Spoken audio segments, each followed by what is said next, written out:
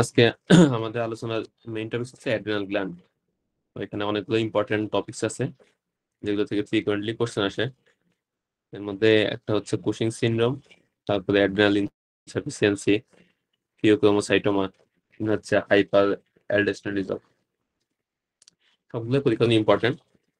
প্রায় প্রতিবারই single best আসে এখান থেকে। এমএসসি পরীক্ষা দিতে গেলে এখান থেকে মোটামুটি রেগুলার সিনারিও আসবে। তাহলে ফার্স্ট হচ্ছে অ্যাড্রিনাল গ্ল্যান্ডের দুইটা পার্ট আছে। একটা হচ্ছে অ্যাড্রিনাল মেডুলা আর একটা হচ্ছে অ্যাড্রিনাল কর্টেক্স। অ্যাড্রিনাল মেডুলা থেকে মেইনলি আমাদের রিলিজ হয় হচ্ছে নর অ্যাড্রিনালিন বা নর এপিনেফ্রিন, আর একটা হচ্ছে অ্যাড্রিনালিন বা এপিনেফ্রিন। নর অ্যাড্রিনালিন কাজ করে আলফা রিসেপ্টর করে এবং এটা করে ভ্যাসোকনস্ট্রিকশন। আর অ্যাড্রিনালিন হচ্ছে আলফা বিটা দুইটা রিসেপ্টর করে কাজ করে। এর মধ্যে আলফা রিসেপ্টর করে কাজ করলে ভ্যাসোকনস্ট্রিকশন করে, আর বিটা রিসেপ্টর যখন কাজ করে তখন এটা ভ্যাসোডাইলেশন, ট্যাকিকার্ডিয়াম, ইনসুলিন রেজিস্ট্যান্স করতে পারে। অ্যাড্রিনাল কর্টেক্সে তিনটা জোনে ভাগ করা যায়: জোনা গ্লোমেরুলোসা, ভেসিকুলেটা আর রেটিকুলারিস। এটা জিএফ হাত দিয়ে মনে রাখতে পারেন, গ্লোমেরুলার ফিল্ট্রেশন রেট। জোনা গ্লোমেরুলোসা থেকে যেটা রিলিজ হয় সেটা হচ্ছে অ্যালডোস্টেরন বা মিনারেলোকর্টিকয়েড। এটা কাজ হচ্ছে সোডিয়াম রিটেনশন করা এবং পটাশিয়াম এক্সক্রিশন করা, আর হাইড্রোজেন এক্সক্রিশন করা, হাইড্রোজেন সিক্রেশন করা। এর ফলে কি হবে? বডিতে সোডিয়াম বাড়বে, অপরদিকে পটাশিয়াম এবং হাইড্রোজেনটা কম হবে। হাইড্রোজেন কম হলে বডিতে কি হবে? মেটাবলিক অ্যালকালোসিস হবে। তাহলে অ্যালডোস্টেরন হাইপোনাট্রিমিয়া করে, হাইপোক্যালেমিয়া করে, আর একটা হচ্ছে মেটাবলিক অ্যালকালোসিস করে। এবার সেকেন্ড জোনা ফেসিকুলাটা, এখান থেকে মেইনলি রিলিজ হয় কর্টিসল। তাহলে কর্টিসলের কয়েকটি ইম্পর্টেন্ট ফাংশন আছে। একটা হচ্ছে প্রোটিন ক্যাটাবলিজম করে, যে কারণে কর্টিসল এক্সেস হলে কি হয়? প্রক্সিমাল মায়োপ্যাথি হয়, মাসগুলো নষ্ট হয়ে যায়। এরপর সে ইনসুলিন রেজিস্ট্যান্স করে, ফলে ডায়াবেটিস ডেভেলপ করতে পারে। এবার সে ইমিউনো রেসপন্স কমায় দেয়, এর ফলে কি ফ্রিকুয়েন্ট ইনফেকশন হয়। একটা হাইপার টেনশন করতে পারে, অ্যাপিটাইট বাড়ায়, এখানে কি পেশেন্টের ওয়েট গেইন করে। একটা হচ্ছে মেমোরিতে ফাংশন আছে। তাহলে কর্টিসলে আমরা নর্মালি স্টেরয়েড কোনো পেশেন্টকে প্রেসক্রাইব করলে যে সাইড এফেক্ট গুলো পাই, সেগুলোর ফাংশন ডায়াবেটিস হইতে পারে, হাইপারটেনশন হইতে পারে, তারপর ইমিউনো সাপ্রেসড হইতে পারে, মাসেল মাস লস হইতে পারে, ওবেসিটি হইতে পারে, ওয়েট গেইন করতে পারে। এগুলো হচ্ছে ফেসিকুলারটা যে কর্টিসল দিলে যায়, এগুলো হচ্ছে এটার ফাংশন। আরেকটা লেয়ার আছে জোনা রেটিকুলারিস, এখান থেকে মেইনলি রিলিজ হয় অ্যাড্রিনাল অ্যান্ড্রোজেন বা সেক্স হরমোন গুলা। এর মধ্যে আছে ডাইহাইড্রো এপিঅ্যান্ড্রোস্টেরন আর একটা হচ্ছে অ্যান্ড্রোস্টেরন। এদের কাজ হচ্ছে সেকেন্ডারি সেক্সুয়াল ক্যারেক্টারিস্টিক যেগুলো আছে সেগুলোর জন্য রেসপন্সিবল, পিউবিক এবং অ্যাক্সিলারি হেয়ার ফর্মেশন করে। আর ফিমেলের ক্ষেত্রে বেশি মারছে লিবিডোর জন্য। তাহলে কোনো পেশেন্টে যদি অ্যান্ড্রোজেন ডেফিসিয়েন্সি হয়, সেক্ষেত্রে ফিমেল পেশেন্টের লস অফ লিবিডো হইতে পারে। তাহলে এই লেয়ার গুলো এবং ফাংশন গুলো আমাদের জন্য একটু ইম্পর্টেন্ট।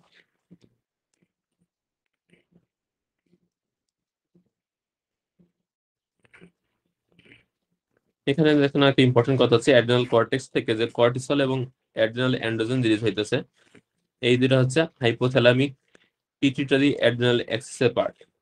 মানে এটা পিটুইটারি গ্ল্যান্ড থেকে যে এসিটাইস রিলিজ হইতেছিল এটার উপর ডিপেন্ড করে। অপরদিকে জোনা গ্লোমেরুলাস থেকে যে অ্যালডোস্টেরন রিলিজ হইতেছে, এটা হচ্ছে হাইপোথ্যালামাস দা কন্ট্রোল হয় না, আমরা প্রথম ক্লাসে বলছিলাম। তাহলে অ্যালডোস্টেরনটা মেইনলি কন্ট্রোল আছে রেনিন অ্যানজিওস্টেরন, রেনিন অ্যানজিওটেনসিন অ্যালডোস্টেরন সিস্টেমের মাধ্যমে। তাহলে হাইপোথ্যালামাস থেকে আমরা ফার্স্ট ক্লাসে বলছিলাম অনেকগুলো হরমোন রিলিজ হয়। এর মধ্যে একটা ইম্পর্টেন্ট আছে কর্টিকোট্রপিন রিলিজিং হরমোন। এটা পিটুইটারি থেকে স্টিমুলেশন করে রিলিজ করে অ্যাড্রিনোকর্টিকোট্রপিক হরমোন বা এসিটিএইচ। এই এসিটিএইচ অ্যাড্রিনাল কর্টেক্স থেকে রিলিজ করে কর্টিসল, তারপর হচ্ছে ডাইহাইড্রোএপিঅ্যান্ড্রোস্টেরন, আর একটা হচ্ছে অ্যান্ড্রোস্টেরনডায়ন।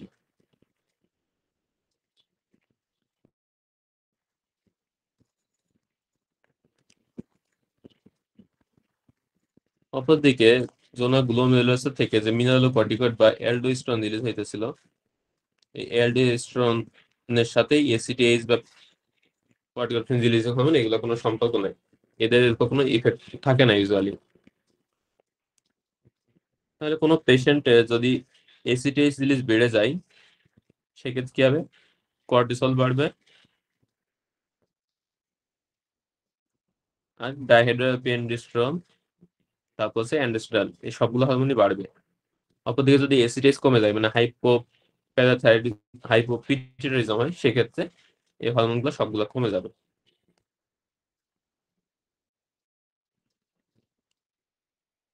কিন্তু এখানে অ্যালডোস্টেরনের কোনো চেঞ্জ হবে না। তাহলে পিটুইটারি ডিপেন্ডেন্ট বা এসিটিএইচ ডিপেন্ডেন্ট যদি কোনো প্যাথোলজি থাকে সেক্ষেত্রে অ্যালডোস্টেরনটা নর্মাল থাকবে। এখন কোনো পেশেন্ট যদি অ্যাড্রেনাল গ্ল্যান্ডে সমস্যা হয়, অ্যাড্রেনাল গ্ল্যান্ডে, তাহলে অ্যাড্রেনাল গ্ল্যান্ডে যদি কোনো হাইপোফাংশন হয় তাহলে সেক্ষেত্রে এই হরমোনগুলো কমবে, অ্যালডোস্টেরনও কমবে। আবার অ্যাড্রেনাল গ্ল্যান্ড যদি সিক্রেশন বেশি হয় সেক্ষেত্রে সবগুলো হরমোনই সিক্রেশন বাড়বে। তার মানে হাইপোথ্যালামাস বা পিটুইটারিতে যদি কোনো প্যাথোলজি হয় সেক্ষেত্রে অ্যালডোস্টেরনের কোনো চেঞ্জ হবে না। এটাই হচ্ছে আমাদের মেইন এখানে কনসার্ন আর কি। এরপর আসি অ্যাড্রেনাল কর্টেক্স থেকে 3 ধরনের হরমোন সিক্রেশন হয়, গ্লুকোকর্টিকয়েড, মিনারেলোকর্টিকয়েড আর একটা হচ্ছে সেক্স হরমোনগুলা। গ্লুকোকর্টিকয়েডের মধ্যে সব থেকে ইম্পর্টেন্ট হচ্ছে কর্টিসল। কর্টিসল লেভেলটা হাইয়েস্ট থাকে হচ্ছে মর্নিং এ আর লোয়েস্ট থাকে মিডল অফ নাইটে। ডিউরিং স্ট্রেস বা অ্যাকিউট ইলনেসে কর্টিসল লেভেলটা বাড়ে। আমাদের বডিতে যে কর্টিসল আছে মোর দেন 95% হচ্ছে কর্টিসল বাইন্ডিং গ্লোবিউলিন এর সাথে বাইন্ড করে থাকে, এবং এই কর্টিসল বাইন্ডিং গ্লোবিউলিন যেটা সেটা আবার ইস্ট্রোজেনের কারণে বেশি থাকতে পারে। এটাও একটু পরে আমরা দেখবো কেন ইম্পর্টেন্ট। তাহলে কর্টিসল এক ধরনের গ্লুকোকর্টিকয়েড, এটা অ্যাক্টিভেট করে গ্লুকোকর্টিকয়েড রিসেপ্টরকে। তবে কর্টিসল মিনারেলোকর্টিকয়েড রিসেপ্টরকেও অ্যাক্টিভেট করতে পারে, তবে নর্মালি করে না। কারণ হচ্ছে একটা বডিতে আমাদের একটা এনজাইম থাকে 11 beta hydroxy straight dehydrogenase type 2। এই এনজাইমটা কি করে? কর্টিসলকে ইনঅ্যাক্টিভেট করে কর্টিসনে কনভার্ট করে। তাহলে কোনো পেশেন্টে যদি এই এনজাইমটা ডেফিসিয়েন্সি থাকে অথবা কর্টিসল লেভেল যদি অনেক বেশি হয়ে যায় যেখানে এনজাইমটা কনভার্ট করতে পারতেছে না সেক্ষেত্রে কর্টিসল মিনারেলোকর্টিকয়েড রিসেপ্টর উপরে কাজ করতে পারে। এই কথাটা পরে বলা হয়েছে inhibitors of 11 beta hydroxysteroid dehydrogenase type 2 such as licorice or mutations in gene that encodes 11 beta hydroxysteroid dehydrogenase 2 cause cortisol to act as mineralocorticoid resulting in sodium retention and hypertension। তাহলে মিনারেলোকর্টিকয়েডের কাজ হচ্ছে সোডিয়াম রিটেনশন করা, hypertension করা। তবে কোনো পেশেন্টের যদি এই এনজাইমটা ডেফিসিয়েন্সি থাকে অথবা এমন কোনো মানে খাবার খায় যেটা এই এনজাইমকে ইনহিবিট করে যেমন লিকোরাইস, অথবা কোনো পেশেন্ট যদি কর্টিসল লেভেল এক্সেস পরিমাণে থাকে যেখানে এই এনজাইমটা ওভার স্যাচুরেটেড হয়ে যায় সেক্ষেত্রে গ্লুকোকর্টিকয়েডগুলো মিনারেলোকর্টিকয়েডের নাই অ্যাক্টিভেট এই অ্যাকশন করতে পারে। সেক্ষেত্রে পেশেন্টের সোডিয়াম রিটেনশন এবং হাইপার টেনশন হতে পারে। এবার হচ্ছে মিনারেলোকর্টিকয়েডস। মিনারেলোকর্টিকয়েডস এর মধ্যে সবচেয়ে ইম্পর্টেন্ট হচ্ছে অ্যালডোস্টেরন। অ্যালডোস্টেরনের কাজ হচ্ছে সোডিয়াম রিটেনশন করা আর হচ্ছে পটাশিয়াম এবং প্রোটন এক্সক্রিশন করা। তাহলে নেট ইফেক্ট আমরা একটু আগে বললাম সোডিয়াম বাড়াবে, পটাশিয়াম এবং হাইড্রোজেন হচ্ছে কমাবে। আর এখানে হাইড্রোজেন কমলে কি হবে? মেটাবলিক অ্যালকালোসিস হবে। তাহলে এটা হচ্ছে অ্যালডোস্টেরনের ইফেক্ট। এবার সেই অ্যালডোস্টেরন সিক্রেশনের জন্য প্রিন্সিপাল স্টিমুলাস হচ্ছে অ্যানজিওটেনসিন 2। তাহলে এটা অনেক সময় পরীক্ষায় আসে। তাহলে গ্লুকোকর্টিকয়েড এবং সেক্স হরমোন যেগুলো ছিল, অ্যাড্রিনাল অ্যান্ড্রোজেন যেগুলো ছিল, এগুলোর জন্য স্টিমুলাস ছিল হচ্ছে এসিটিএইচ। আর অ্যালডোস্টেরন আমরা বলছিলাম এসিটিএইচটা কন্ট্রোল হয় না, তাহলে এটার জন্য মেইন স্টিমুলাস হচ্ছে অ্যানজিওটেনসিন 2। এরপর সেই অ্যালডোস্টেরন সিক্রেশন আমরা বলছিলাম রেনিন অ্যানজিওটেনসিন অ্যালডোস্টেরন এই পাথওয়ে দ্বারা কন্ট্রোল হয়। তাহলে এখানে রেনিন অ্যাক্টিভিটি কি কি ফ্যাক্টর দ্বারা স্টিমুলেট হয় এটা ইম্পর্টেন্ট। তাহলে মেইনলি হচ্ছে যদি কোনো পেশেন্টের ভলিউম কমে যায় অথবা পারফিউশন প্রেশার কমে যায় অ্যাফারেন্ট আর্টেরিওলে অফ কিডনিতে, অথবা যদি সোডিয়াম ফিল্ট্রেশন কমে যায়, ইনকেস সিম্পথেটিক অ্যাক্টিভিটি হয়, রেনাল আর্টারি স্টেনোসিস হয়, অথবা পেশেন্ট যদি মানে স্ট্যান্ডিং থেকে রিকমেন্ড পজিশনে যায়, তাহলে এই কন্ডিশনগুলোতে জেনিন অ্যাক্টিভিটি বাড়ে। তাহলে জেনিন অ্যাক্টিভিটি এই কন্ডিশনগুলোতে যেহেতু বাড়তেছে, সো এই কন্ডিশনগুলোতে অ্যালডিস্টিন অ্যাক্টিভিটি বাড়বে। তাহলে এটা অনেক পরীক্ষায় এমসিকিউ আসে, তো কোন কোন কন্ডিশনে জেনিন অ্যাক্টিভিটি বাড়ে বা জেনিন সিক্রেশন বাড়ে। এরপর সে ক্যাটেকোলামাইন, তাহলে অ্যাড্রিনাল মেডুলা থেকে আমাদের ক্যাটেকোলামিন রিলিজ হয়। এর মধ্যে একটা হচ্ছে নরএপিনেফ্রিন আর একটা হচ্ছে এপিনেফ্রিন। এই নরএড্রিনালিন বা নরএপিনেফ্রিন থেকে যে অ্যাড্রিনালিন বা এপিনেফ্রিনে কনভার্ট হয়, এটাতে কাজ করে হচ্ছে ক্যাটেকল ও মিথাইল ট্রান্সফারেজ এনজাইমটা। এটুকু জানলে হবে। এরপর সেই অ্যাড্রিনাল অ্যান্ড্রোজেন, এর মধ্যে আছে ডাইহাইড্রোপিয়ান্ডিস্টন এবং androstenedione. These are the most abundant steroids in blood stream. তাহলে ব্লাডে সব থেকে বেশি স্টেরয়েড থাকে হচ্ছে অ্যাড্রিনাল অ্যান্ড্রোজেন। এদের মেইন ফাংশন হচ্ছে ফিমেল লিবিডো মেনটেন করা। এরপরে এপিনেফ্রিন এবং নর এপিনেফ্রাইনের কিছু ফাংশন দেওয়া আছে, পরীক্ষার অংশের ফিজিওলজি এমসিকিউ হিসেবে আসে, একটু দেখে নিয়ে। এর মধ্যে আমার জন্য বেশি যেটা ইম্পর্টেন্ট সেটা হচ্ছে এটা গ্লাইকোজেনোলাইসিস করে বা ব্লাড গ্লুকোজ লেভেল বাড়ায়। তাহলে এপিনেফ্রিন এবং নর এপিনেফ্রিন গ্লুকোজ লেভেল বাড়াবে, এটা আমাদের জন্য ইম্পর্টেন্ট। আর একটা হচ্ছে এরা কি করে, force rate of contraction and myocardial excitability of heart বাড়াবে। তাহলে এরা কি করবে, হার্ট রেট বাড়াবে, ব্লাড প্রেশার বাড়াবে বা হাইপার টেনশন করবে।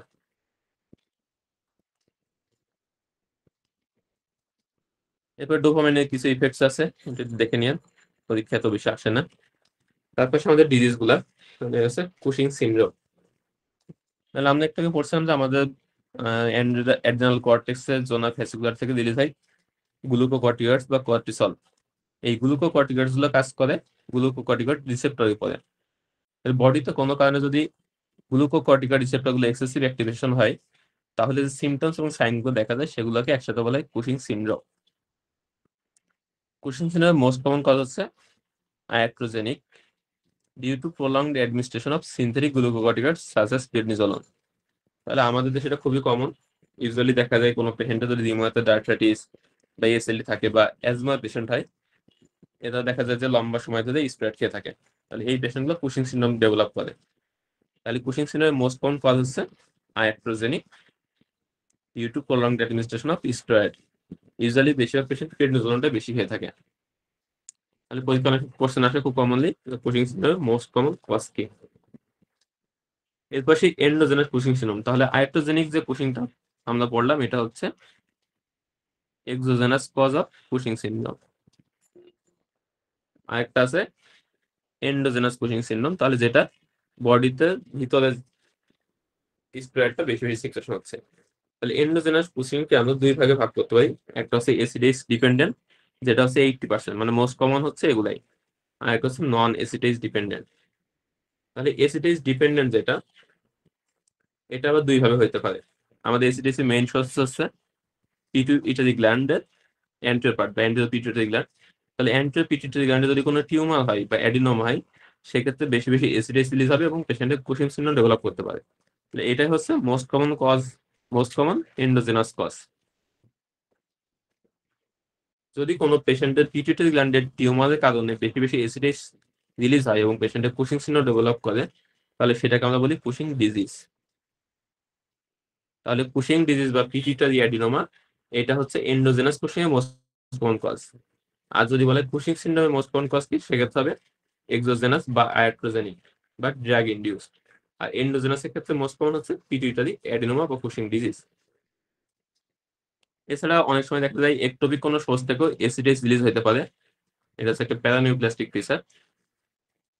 Usually small cell lung carcinoma এবং ব্রঙ্কিয়াল কার্সিনয়েড থেকে একটোপিক এসিডেজ রিলিজ হতে পারে। এছাড়া কিছু নিউরোএন্ডোক্রাইন টিউমার আছে, মেডুলারি সেল কার্সিনোমা থেকেও এসিডেজ রিলিজ হতে পারে। আর নন এসিডেজ ডিপেন্ডেন্ট, মানে এখানে এসিডেজ বাদেই হচ্ছে কর্টিসল বেশি রিলিজ হইতেছে। ইউজুয়ালি এখানে প্যাথোলজি গুলো থাকে হচ্ছে অ্যাড্রিনাল গ্ল্যান্ডের, অ্যাড্রিনাল এডিনোমা হতে পারে, কার্সিনোমা হতে পারে, হাইপ্লেশিয়া হতে পারে, তবে এগুলো ইউজুয়ালি রিয়াল। এছাড়া কিছু কন্ডিশন আছে যেগুলো বলে সিউডো কুশিং সিনড্রোম, মানে এখানে আসলে এই বেশি কুশিং সিনের কোনো অ্যাড্রেনাল গ্ল্যান্ডে বা পিটুইটারি গ্ল্যান্ডে তেমন কোনো প্যাথোলজি থাকে না।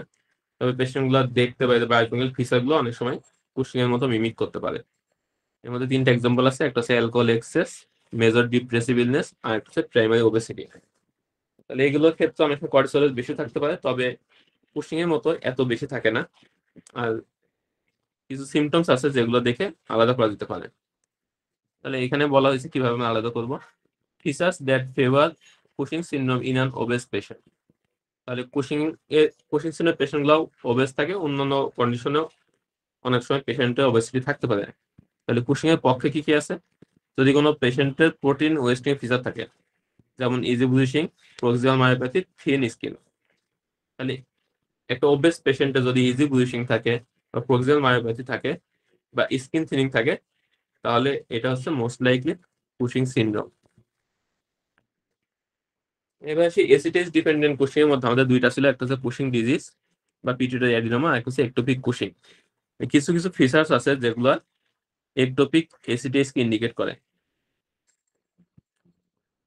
তাহলে কি কি আছে? একটা হচ্ছে high ACTH and cortisol level due to absent negative feedback, আমরা একটু পরে ডিসকাস করতেছি।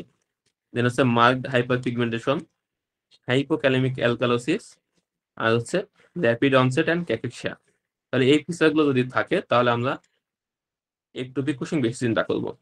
তাহলে এগুলো কেন হচ্ছে আমরা একটু দেখি। তাহলে পিটুইটারি গ্ল্যান্ড থেকে এসিটেজ রিলিজ হয়, এটা কি করে? অ্যাড্রেনাল গ্ল্যান্ড থেকে কর্টিসল রিলিজ বাড়ায়।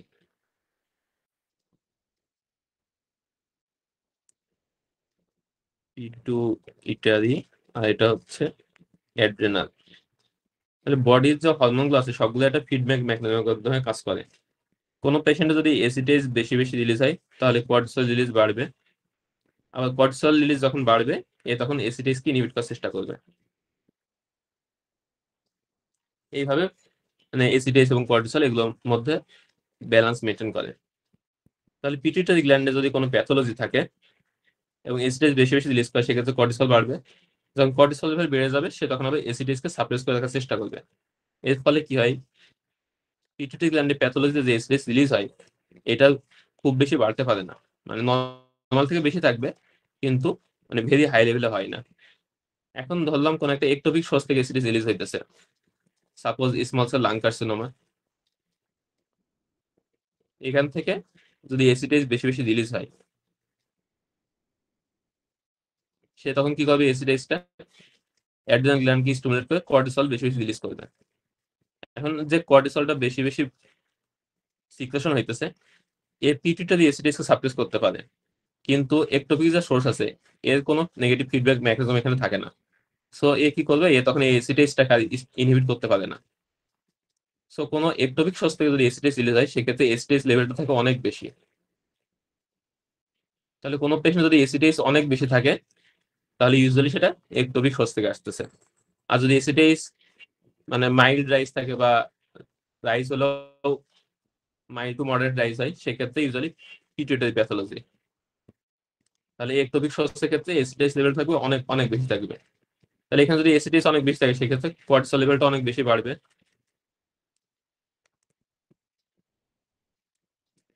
তাহলে একটোপিক একটোপিক এসিটেজ বা একটোপিক কুশিং সিনড্রোম একটা ফিচার হচ্ছে এখানে এসিটেজ লেভেল এবং কর্টিসল লেভেলটা অনেক বেশি থাকবে, কারণ এখানে নর্মাল যে হাইপোথ্যালামিক পিটুইটারি অ্যাক্সিস, এই অ্যাক্সিসটা কাজ করে না এবং ফিডব্যাক মেকানিজমটাও কাজ করে না। তাহলে একটা পেলাম এসিটেজ এবং কর্টিসল অনেক বেশি। এসিটেজ একটা ইফেক্ট হচ্ছে এসিটেজ পিগমেন্টেশন করে।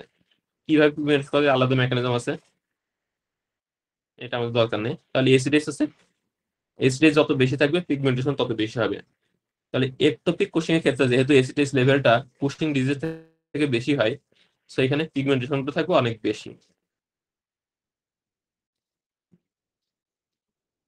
৩ নম্বর পয়েন্ট হচ্ছে এখানে কর্টিসল লেভেলটা থাকছে অনেক বেশি।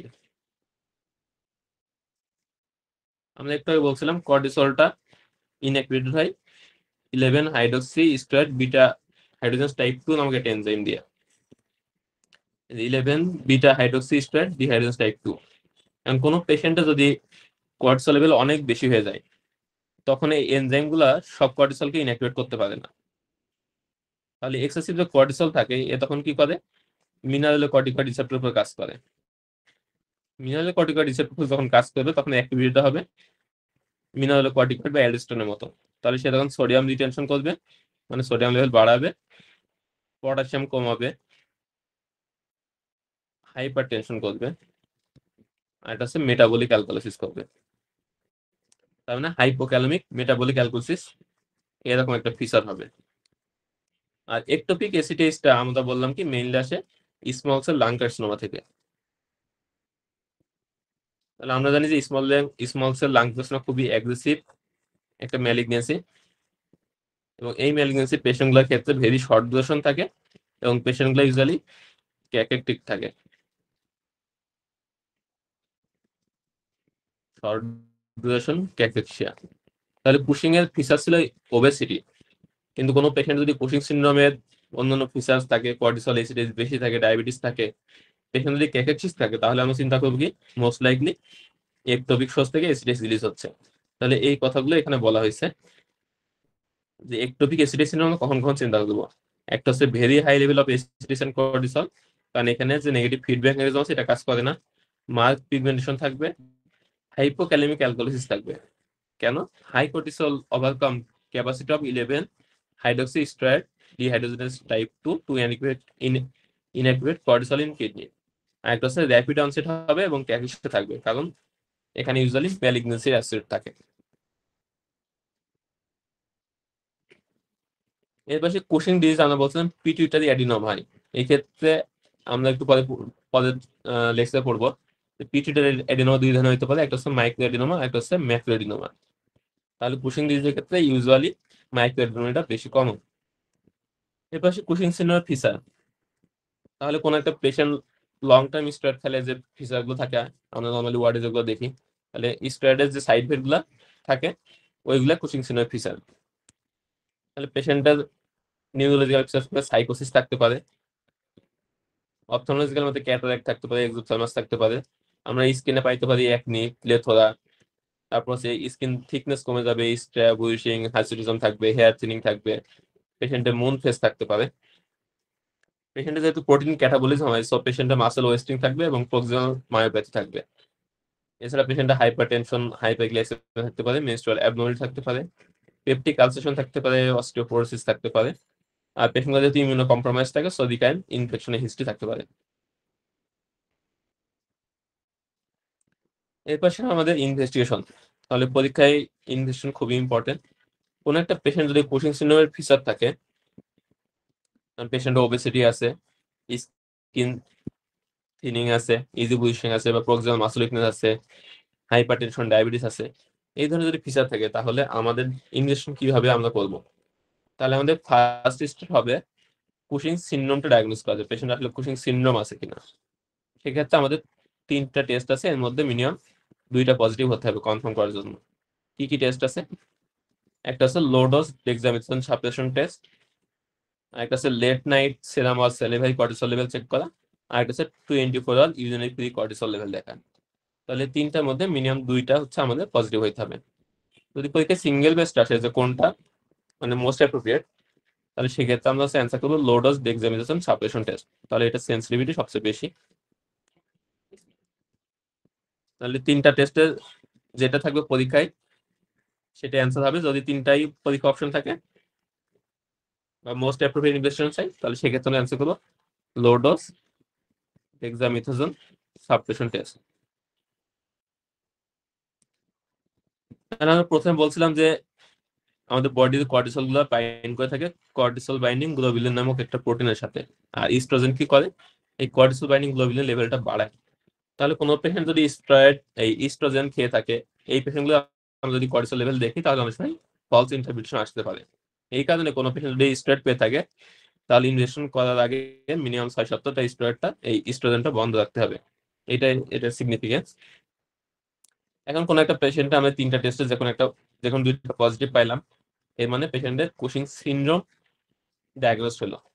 এখন এই কুশিং সিনড্রোমের কারণটা কি? এটা কি এসিডেজ ডিপেন্ডেন্ট নাকি এসিডেজ ইন্ডিপেন্ডেন্ট? এটা দেখার জন্য আমরা নেক্সট কি করব, প্লাজমা এসিডেজ লেভেলটা দেখব। তাহলে ফার্স্ট স্টেপে করলাম লো dose dexamethasone suppression test, second step হচ্ছে প্লাজমা এসিটেজ লেভেলটা দেখা। যদি কোনো পেশেন্টের এসিটেজ বেশি পায়, তার মানে প্যাথোলজি হচ্ছে হয় পিটুইটারি গ্ল্যান্ডে, না হলে একটোপিক কোনো সোর্স থেকে এসিটেজটা আসতেছে।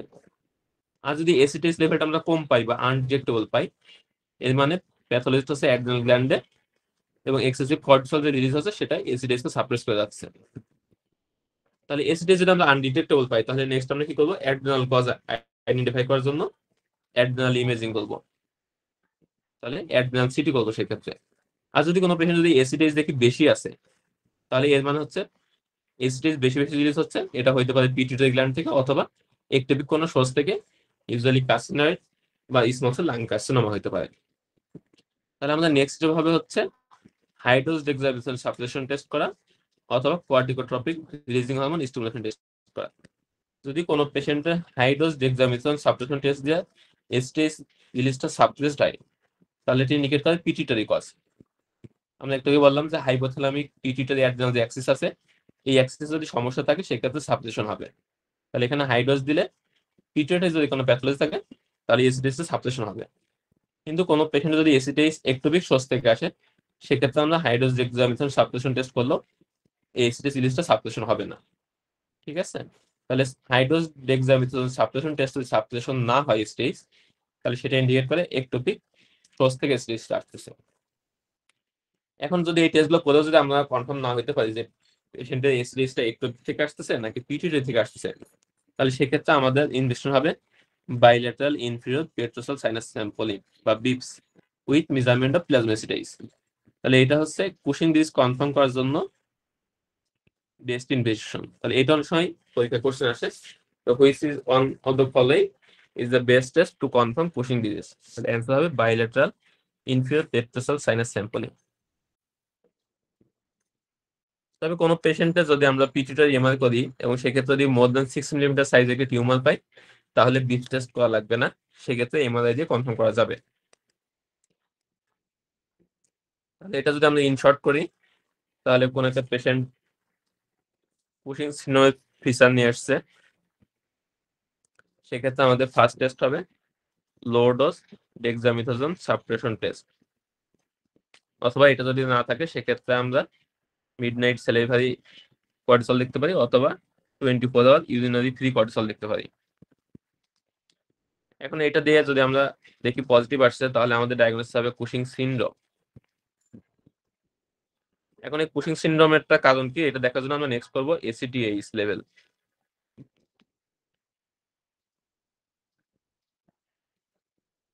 যদি এসিটিএইচ লেভেলটা বেশি থাকে, তাহলে সেক্ষেত্রে আমাদের ডিফারেন্সিয়াল হবে দুইটা, একটা হচ্ছে কুশিং ডিজিজ বা পিটুইটারি কজ, পিটুইটারি অ্যাডিনোমা।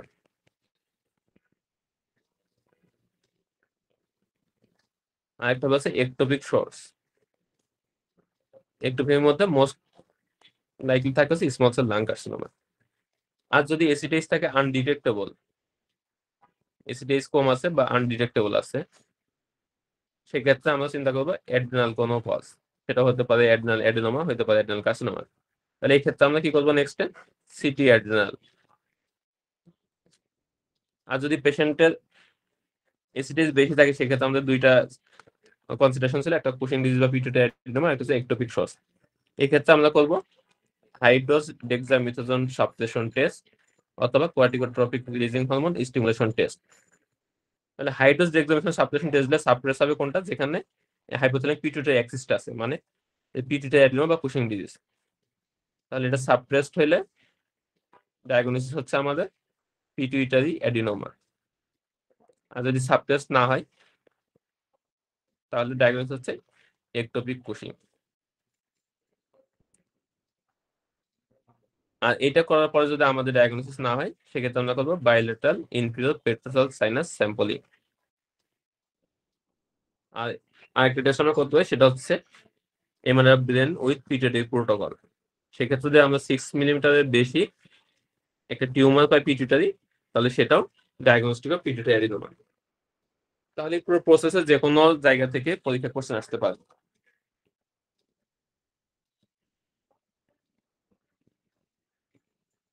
এর পাশে ম্যানেজমেন্ট। তাহলে কুশিং সিনড্রোমের ম্যানেজমেন্ট হচ্ছে ইউজুয়ালি সার্জারি। এখানে ট্রিটমেন্ট খুব একটা আসে না, দরকার নাই। কুশিং ডিজিজে অনেক সময় ট্রিটমেন্ট আসে, এক্ষেত্রে আমরা কি করি, transsphenoidal surgery with selective removal of adenoma. এটা একটু পড়া লাগবে। এরপর সে নেলসন সিনড্রোম। তাহলে কোনো পেশেন্টের কুশিং সিনড্রোমে যে কোনো কজই হোক না কেন, সেটা একটোপিক হোক, কুশিং ডিজিজ হোক, যাই হোক, এখানে মেইনলি কি হচ্ছে, অ্যাড্রিনাল গ্ল্যান্ড থেকে কর্টিসলটা বেশি রিলিজ হইতেছে।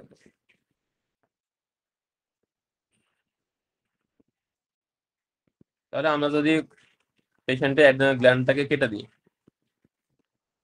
অ্যাড্রিনাল গ্ল্যান্ডে সার্জারি করে এটা যদি রিমুভ করে দিই, তাহলে কি হবে, কর্টিসল রিলিজটা কমে যাবে।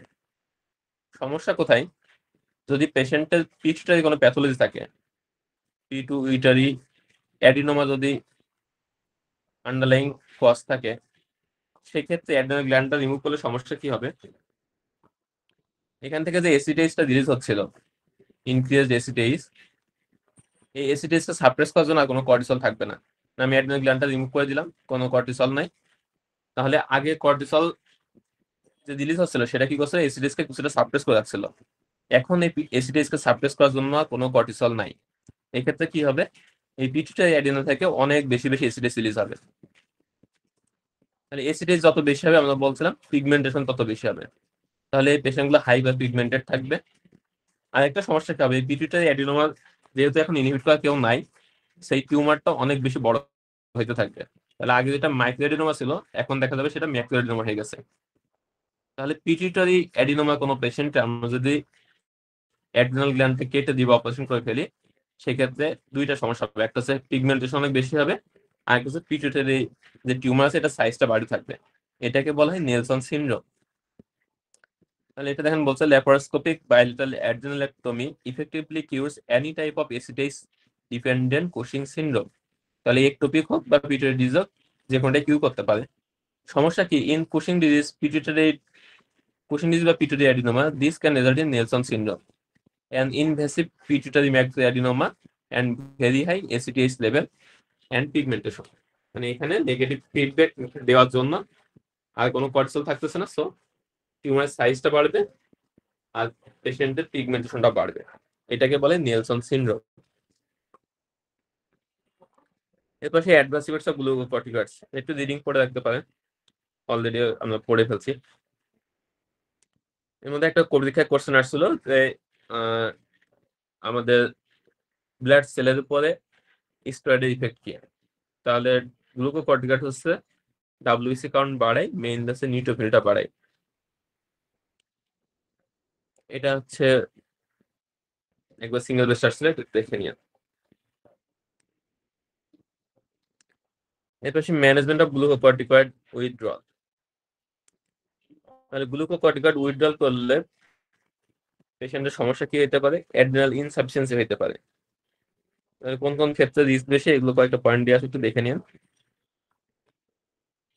অ্যাড্রিনাল ইনসাফিসিয়েন্সি, তাহলে অ্যাড্রিনাল গ্ল্যান্ড থেকে আমাদের হরমোন রিলিজ হচ্ছিল তিনটা, মিনারেলোকর্টিকয়েড, গ্লুকোকর্টিকয়েড, আর হচ্ছে অ্যাড্রিনাল অ্যান্ড্রোজেন্স। তাহলে কোনো পেশেন্টের যদি অ্যাড্রিনাল গ্ল্যান্ড থেকে মেইনলি হচ্ছে কর্টিসল সিক্রেশনটা কমে যায়, তাহলে সেটাকে আমরা অ্যাড্রিনাল ইনসাফিসিয়েন্সি বলি। এর সাথে অ্যালডোস্টেরন এবং অ্যাড্রিনাল অ্যান্ড্রোজেন সিক্রেশনও কমে যেতে পারে। তাহলে আমাদের মেইন কনসার্ন হচ্ছে কর্টিসল লেভেল। কোনো পেশেন্ট যদি অ্যাড্রিনাল গ্ল্যান্ড থেকে কর্টিসল সিক্রেশন কমে যায়, সেটাকে আমরা বলছি অ্যাড্রিনাল ইনসাফিসিয়েন্সি। পেশেন্টগুলোর টিপিক্যাল ফিচার থাকে হচ্ছে আনএক্সপ্লেইনড ফ্যাটিগ থাকতে পারে, ওয়েট লস, হাইপোনাট্রিমিয়া এন্ড হাইপোটেনশন। তাহলে যে কোনো পেশেন্ট যদি এরকম এই ধরনের ফিচার নিয়ে প্রেজেন্ট করে, বিশেষ করে হাইপোনাট্রিমিয়া এবং হাইপোটেনশনে, তাহলে সেক্ষেত্রে আমাদের অ্যাড্রিনাল ইনসাফিসিয়েন্সিটা কনসিডার করতে হবে। Adrenal insufficiency most common cause হচ্ছে ACTH deficiency due to secondary adrenocortical failure, usually because of inappropriate withdrawal of chronic glucocorticoid therapy or a pituitary tumor. তাহলে অনেক বড় কথা বলছে। মেইনলি কি হয়, কোনো পেশেন্ট যখন লং টার্ম স্টেরয়েড খায়, তাহলে পিটুইটারি থেকে এসিডেজ রিলিজ হচ্ছে, এসিডেজ অ্যাড্রিনাল গ্ল্যান্ড থেকে কর্টিসল রিলিজ করতেছে। এখন কোনো পেশেন্ট যদি এক্সোজেনাস স্টেরয়েড লং টার্ম ধরে খেয়ে থাকে, তাহলে এই স্টেরয়েডটা কি করবে, এসিডেজটাকে সাপ্রেস করে রাখে। এসিডেজ যেহেতু সাপ্রেস হচ্ছে, সো বডির যে এন্ডোজেনাস এসিডেজ এটা কমে যাবে, কর্টিসল লেভেলটা কম থাকবে। এটা হবে কখন? যখন পেশেন্ট এক্সোজেনাস স্টেরয়েড খাবে। এখন হঠাৎ করে যদি আমি স্টেরয়েডটা বন্ধ করে দিই, একটা পেশেন্ট লম্বা সময় স্টেরয়েড খাইছিল, বন্ধ করে দিলাম, তাহলে এই পেশেন্টটা তো এস্টেজ সাপ্রেসড হয়ে রয়েছে, কর্টিসল লেভেল কমে রয়েছে। তাহলে এই পেশেন্ট যদি এক্সোজেনাস কোনো স্টেরয়েড না পায়, তাহলে এই পেশেন্টের দেখা যাবে সাডেনলি কর্টিসল লেভেল অনেক কম থাকতেছে। এবং পিটুইটারি গ্ল্যান্ড যেহেতু লম্বা সময় ধরে এসিডিএস রিলিজ করে না, সে সাপ্রেসড হয়ে থাকে, সে কোনো এসিডিএস রিলিজ করে না। তখন কি হয়, কর্টিসল লেভেল অনেক বেশি কমে যাওয়ার কারণে তখন পেশেন্টের অ্যাড্রিনাল ইনসাফিসিয়েন্সি ডেভেলপ করে। তাহলে এটাই হচ্ছে অ্যাড্রিনাল ইনসাফিসিয়েন্সির most common cause, sudden withdrawal or inappropriate withdrawal of chronic steroid therapy. তাহলে কুশিং সিনড্রোমের মোস্ট কমন কজ হচ্ছে আইট্রোজেনিক বা এক্সোজেনাস স্টেরয়েড, আর adrenal insufficiency most common cause হচ্ছে withdrawal of chronic glucocorticoid therapy. এরপর আসি ক্লিনিক্যাল অ্যাসেসমেন্ট। তাহলে এই পেশেন্টগুলোর ক্ষেত্রে ইউনিফর্ম ফিচার থাকে, পেশেন্টের ওয়েট লস থাকে, এর সাথে হাইপোনেট্রিমিয়া থাকতে পারে, হাইপোটেনশন থাকতে পারে। মানে এখানে একটা ইম্পর্টেন্ট কথা বলছে, should also be considered in patients with hyponatremia even in absence of symptoms. তাহলে যে কোনো পেশেন্ট যদি হাইপোনেট্রিমিয়া প্রেজেন্ট করে, তাহলে সেক্ষেত্রে আমাদেরকে অ্যাড্রিনাল ইনসাফিসিয়েন্সি অবশ্যই একটা কনসিডারেশন রাখতে হবে। এবার সেই অ্যাকিউট অ্যাড্রিনাল ক্রাইসিস। তাহলে অ্যাকিউট অ্যাড্রিনাল ক্রাইসিস কি হবে? যদি সাডেনলি কর্টিসল লেভেল অনেক বেশি কমে যায়, সেক্ষেত্রে পেশেন্ট কি নিয়ে প্রেজেন্ট করতে পারে? সার্কুলেটরি শক উইথ সিভিয়ার হাইপোটেনশনে প্রেজেন্ট করতে পারে, সোডিয়াম কম থাকবে, পটাশিয়াম বেশি থাকবে, এবং সাম কেসে হাইপোগ্লাইসেমিয়া, হাইপার ক্যালসিয়ামে থাকতে পারে। পেশেন্টের জিআই সিমটমস থাকতে পারে, যেমন nausea, vomiting, diarrhoea, unexplained fever থাকতে পারে। ইউজুয়ালি ক্রাইসিসটা হয় কখন? যদি কোনো ইন্টারকারেন্ট ডিজিজ, সার্জারি বা ইনফেকশন থাকে। কেন হয়? কারণ সার্জারি, ইনফেকশন বা অ্যাকুট স্ট্রেসফুল কন্ডিশনে আমাদের বডির কর্টিসল রিকোয়ারমেন্টটা বেড়ে যায়। তাহলে সেক্ষেত্রে অ্যাড্রিনাল গ্ল্যান্ড কি করবে? অ্যাডিকুয়েট কর্টিসল সাপ্লাই দিতে পারবে এবং পেশেন্টের অ্যাড্রিনাল ক্রাইসিস ডেভেলপ করবে। যদি কোনো পেশেন্টের অটো ইমিউনো ডিজিজের কারণে অ্যাডিশনাল ডিজিজ হয়ে থাকে, তাহলে সেক্ষেত্রে অ্যাসিড কন্ডিশনে ভিটিলিগো থাকতে পারে। এবার সে অ্যাড্রেনোকর্টিক্যাল ইনসাফিসিয়েন্সি বা অ্যাড্রিনাল ইনসাফিসিয়েন্সি কজ কি কি?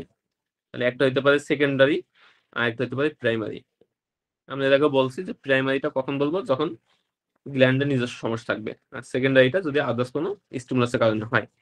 তাহলে সেকেন্ডারি অ্যাড্রেনোকর্টিক্যাল ইনসাফিসিয়েন্সি এক্ষেত্রে কি হবে?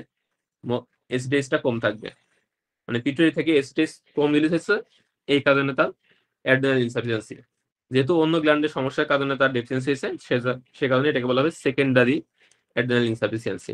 তাহলে মোস্ট কমন কজ হচ্ছে withdrawal of suppressive glucocorticoid therapy. এছাড়া যদি হাইপোথ্যালামিক পিটুইটারি কোনো ডিজিজ হয়ে থাকে, কোনো টিউমারের কারণে দেখা যাচ্ছে ফাংশনটা কমে গেছে, বা রেডিওথেরাপি বা কোনো সার্জারি করা হয়েছে, সেক্ষেত্রে এসিডিএস ডেফিসিয়েন্সি থাকতে পারে, সেকেন্ডারি অ্যাড্রিনাল ইনসাফিসিয়েন্সি ডেভেলপ করতে পারে। প্রাইমারি অ্যাড্রিনাল ইনসাফিসিয়েন্সি বা অ্যাডিসনস ডিজিজ, এটা কি কারণে হতে পারে? একটা হতে পারে অটো ইমিউনো ডিজিজ, এছাড়া পলি এন্ডোক্রাইন সিনড্রোম, অটোইমিউন পলি এন্ডোক্রাইন সিনড্রোম এপিএস টাইপ 1 বা এন্ড 2, এটা চ্যাপ্টার লাস্টে সেক্ষেত্রে হতে পারে। কিছু ইনফেকশনে অ্যাড্রিনাল ইনসাফিসিয়েন্সি হতে পারে, এজন্য আমাদের দেশের পার্সপেক্টিভে সবচেয়ে ইম্পর্টেন্ট হচ্ছে টিবি, এছাড়া হিস্টোপ্লাজমোসিস এবং এইচআইভি ইনফেকশন দিয়ে হলো অ্যাড্রিনাল ইনসাফিসিয়েন্সি হতে পারে। Metastatic carcinoma, usually small cell lung carcinoma যদি মেটাস্টেসিস হয়ে থাকে, সেক্ষেত্রে অ্যাড্রিনাল ইনসাফিসিয়েন্সি হতে পারে। এছাড়া ইনফিল্ট্রেটিভ ডিসঅর্ডার যেগুলো আছে, যেমন অ্যামাইলোইডোসিস, হিমোক্রোমাটোসিস, লিম্ফোমা, এছাড়া মেনিনগোককাল সেপসিসের ক্ষেত্রে অ্যাড্রিনাল ইনসাফিসিয়েন্সি হতে পারে। এখানে একটা সিনড্রোম হয়ে থাকে, ওয়াটার হাউস ফ্রেডশাইন সিনড্রোম, এটা দেখে নিন। আর এটা হতে পারে যদি কোনো পেশেন্টের অ্যালডোস্টেরন এবং কর্টিসল সিনথেসিস যে পাথওয়ে আছে, এই পাথওয়েতে যদি কোনো সমস্যা হয়, তাহলে এই পাথওয়েতে একটা হতে পারে কনজেনিটাল এনজাইম ডেফিসিয়েন্সি থাকতে পারে, যেটাকে আমরা বলি কনজেনিটাল অ্যাড্রিনাল হাইপারপ্লেসিয়া। আর একটা হতে পারে কিছু ড্রাগ আছে যারা সিনথেসিসকে ইনহিবিট করে, যেমন মিটাডোকন, কিটাকোনা জল এবং ইটোমোডিড। তাহলে এই ড্রাগগুলোর নামটা একটু মুখস্থ করে রাখবেন, এই ড্রাগগুলোর কারণেও অ্যাড্রিনাল ইনসাফিসিয়েন্সি হতে পারে।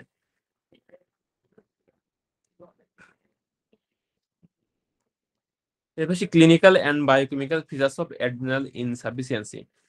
তাহলে অ্যাড্রিনাল গ্ল্যান্ডের 3 ধরনের হরমোন আছে, গ্লুকোকর্টিকয়েড, মিনারেলোকর্টিকয়েড, আর একটা হচ্ছে অ্যাড্রিনাল অ্যান্ড্রোজেন। তাহলে গ্লুকোকর্টিকয়েড ডেফিসিয়েন্সি হলে গ্লুকোকর্টিকয়েড ডেফিসিয়েন্সি ফিচারগুলো কি কি পাওয়া যাবে? স্টেরয়েডের একটা কাজ ছিল ওয়েট গেইন করা, তাহলে স্টেরয়েড ডেফিসিয়েন্সি হলে ওয়েট লস হবে, পেশেন্টের জিআই সিমটমস থাকবে, উইকনেস থাকবে, নসিয়া, ভমিটিং, ডায়রিয়া থাকবে, কনস্টিপেশন থাকতে পারে, তারপর পোস্টাল হাইপোটেনশন থাকতে পারে। এখানে যেহেতু গ্লুকোজ লেভেল কমে যাচ্ছে, সব পেশেন্টটা হাইপোগ্লাইসেমিয়া থাকতে পারে। স্টেরয়েডে একটা কাজ করে, সেটা হচ্ছে এডিএস সিক্রেশনকে ইনহিবিট করে। কারণ কোনো পেশেন্টের যদি তাহলে স্টেরয়েড ডেফিসিয়েন্সি থাকে, তাহলে কি হবে, সেক্ষেত্রে এডিএস রিলিজটা বেড়ে যাবে, পেশেন্টের ওয়াটার রিঅ্যাবজর্পশন বেশি বেশি হবে এবং পেশেন্টের ডাইলিউশনাল হাইপোনেট্রিয়া ডেভেলপ করবে।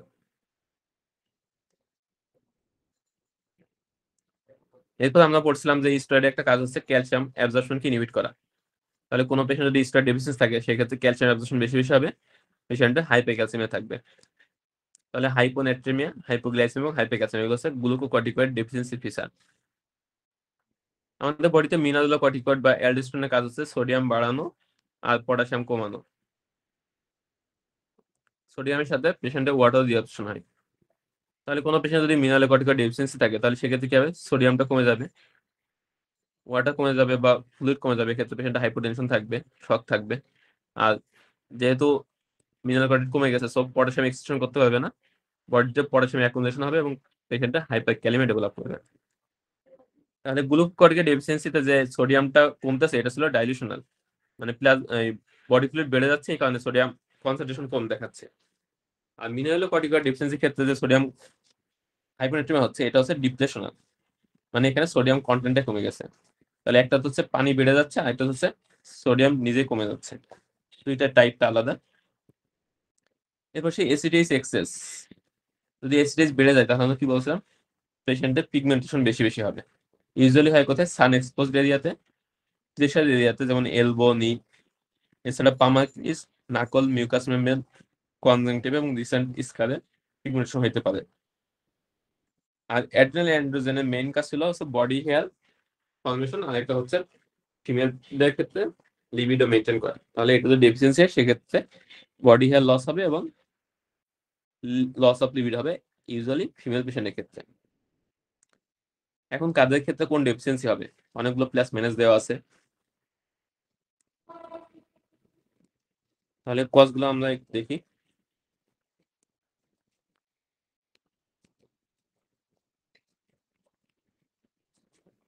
তাহলে আবার সেই পুরাতন কথা, এসিটেইস থেকে রিলিজ হইতেছিল কর্টিসল, আর একটা হচ্ছে অ্যান্ড্রোজেন।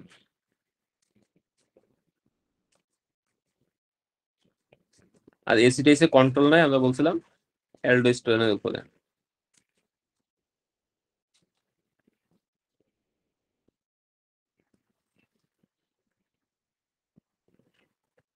এখন কোন পেশেন্টের অ্যাড্রেনাল ইনসাফিসিয়েন্সির জন্য আমাদের মোস্ট কমন কজ ছিল কি, drug withdrawal, inappropriate glucocorticoid withdrawal.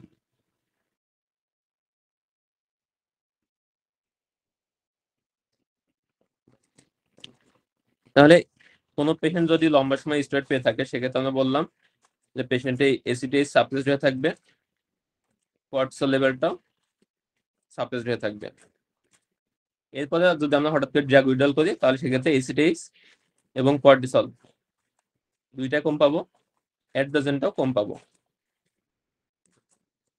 কিন্তু এসিটেইসের উপর যেহেতু অ্যালডোস্টেরনের কোনো ইফেক্ট নাই, সরি, অ্যালডোস্টেরনের উপর যেহেতু এসিটেইসের কোনো ইফেক্ট নাই, সেক্ষেত্রে তাহলে ড্রাগ উইথড্রলের ক্ষেত্রে অ্যালডোস্টেরনের উপর কোনো ইফেক্ট পড়বে না।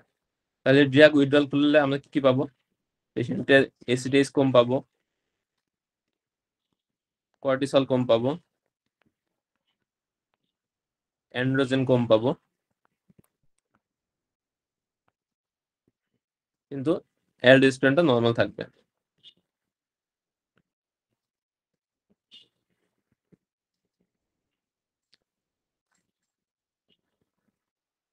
এরপর আসে হাইপোপিটুইটারিজম।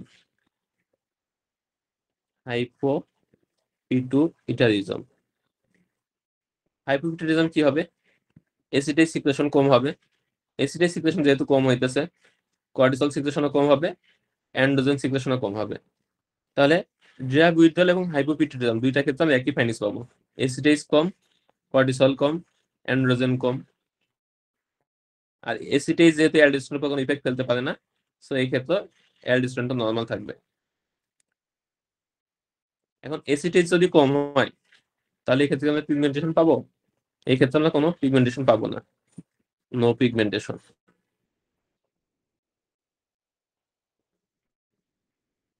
এবার আসি অ্যাড্রিনাল গ্ল্যান্ডের প্যাথোলজি। কোনো পেশেন্টের যদি অ্যাড্রিনাল গ্ল্যান্ডের সমস্যা থাকে বা অ্যাডিশনাল ডিজিজ থাকে, তাহলে কুশিং এর ক্ষেত্রে আমরা বলছিলাম পিটুইটারি অ্যাডিনোমা হলে সেটাকে আমরা বলবো কুশিং ডিজিজ। আর অ্যাড্রিনাল গ্ল্যান্ডের ক্ষেত্রে যদি অ্যাড্রিনাল গ্ল্যান্ডে কোনো প্যাথোলজি হয়, সেই কারণে যদি অ্যাড্রিনাল ইনসাফিস থাকে, সেটাকে আমরা বলি অ্যাডিশনাল ডিজিজ। তাহলে অ্যাডিশনাল ডিজিজে কি হবে? এখানে তো অ্যাড্রিনাল গ্ল্যান্ডের নিজেরই সমস্যা, সো এই ক্ষেত্রে অ্যাড্রিনাল গ্ল্যান্ডের যতগুলো হরমোন আছে সবগুলোই কমে যাবে। তাহলে এখানে কর্টিসল কমবে, অ্যালডোস্টেরন কমবে, একটা কি কমবে অ্যান্ড্রোজেন যেটা। তাহলে অ্যাডিশনসের ক্ষেত্রে সবগুলো ডেফিসিয়েন্সি হবে। এখন যদি কোনো পেশেন্টের কর্টিসল অ্যান্ড্রোজেন এগুলো কমে যায়, তাহলে কি করবে? তখন হচ্ছে ফিডব্যাক দিবে পিটুইটারি গ্ল্যান্ডকে এসটিএইচ সিক্রেশন বাড়ানোর জন্য। তাহলে আমরা এর আগে ফিডব্যাক মেকানিজম পড়ছি, যে কোনো হরমোনের ক্ষেত্রে যদি যে নিচে হরমোনগুলো কমে যায়, সে তখন আপার কন্ট্রোল করে যে গ্ল্যান্ডটা তাকে স্টিমুলেট করে। তাহলে এই ক্ষেত্রে কি হবে? এসটিএইচ সিক্রেশনটা বাড়বে। তাহলে অ্যাড্রিনাল গ্ল্যান্ডে কোনো প্যাথোলজি হলে সেক্ষেত্রে পিটুইটারি গ্ল্যান্ড কম্পেনসেট করার জন্য বেশি বেশি এসিটেজ রিলিজ করবে। তাহলে এই ক্ষেত্রে আমরা কি পাবো? এসিটেজটা বেশি পাবো। এসিটেজ বেশি হলে কি হবে? পেশেন্টের পিগমেন্টেশন হবে।